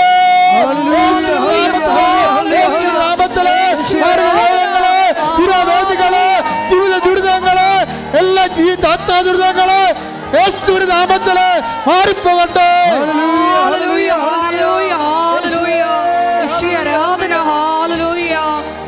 മഹത്വം ആരാധന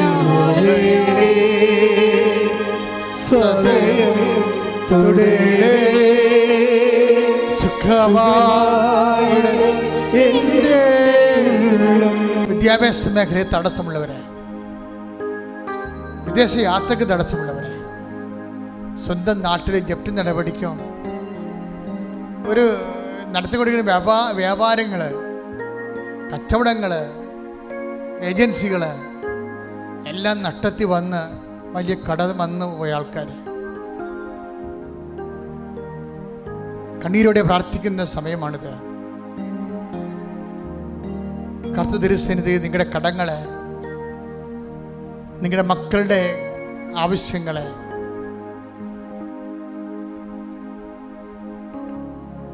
ചിലപ്പോൾ ചില ഭർത്താക്കന്മാർ വിട്ടുപോയിട്ടുണ്ട്, കാണാതെ പോയവരുണ്ട്, മക്കൾ കാണാതെ പോയവരുണ്ട്.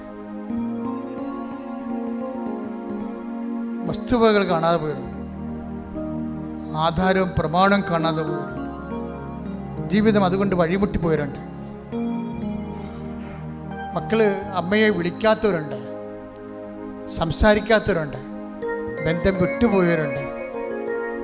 എൻ്റെ ഭാരങ്ങളുള്ള വ്യക്തിയാണ് നീയെങ്കിൽ കർത്താവിൻ്റെ കരം, ആണിപ്രധാന കരം, തിരസ്കരിക്കപ്പെട്ട കരം, ഉപേക്ഷിക്കപ്പെട്ട കരം, മുത്തിക്കൊണ്ട് ഒറ്റിക്കൊടുക്കപ്പെട്ട കരം, തള്ളി പറയപ്പെട്ട കരം, കർത്താവിൻ്റെ കരം, ഇതാ ഉയർത്തെഴുന്നേറ്റ കരം നിന്നെ സ്പർശിക്കുന്നു. ശ്രദ്ധിക്കട്ടെ.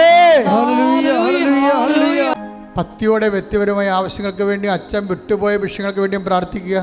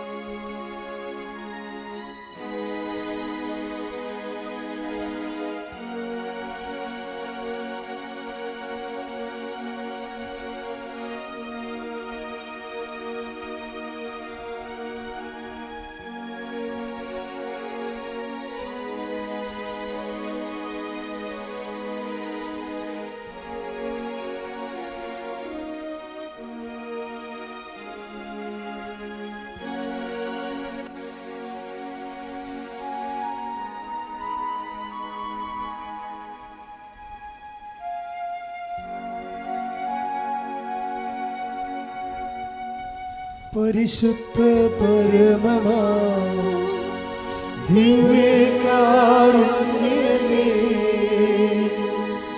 ഇന്നുമെന്നും അങ്ങേക്കാരാധന.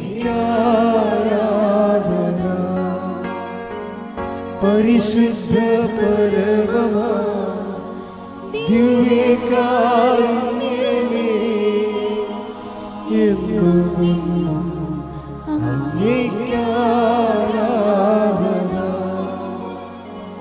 പരിശുദ്ധ പരമമാ ദിവ്യകാരുണ്യമേ, എന്നുമെന്നും അങ്ങേക്കാരാധന.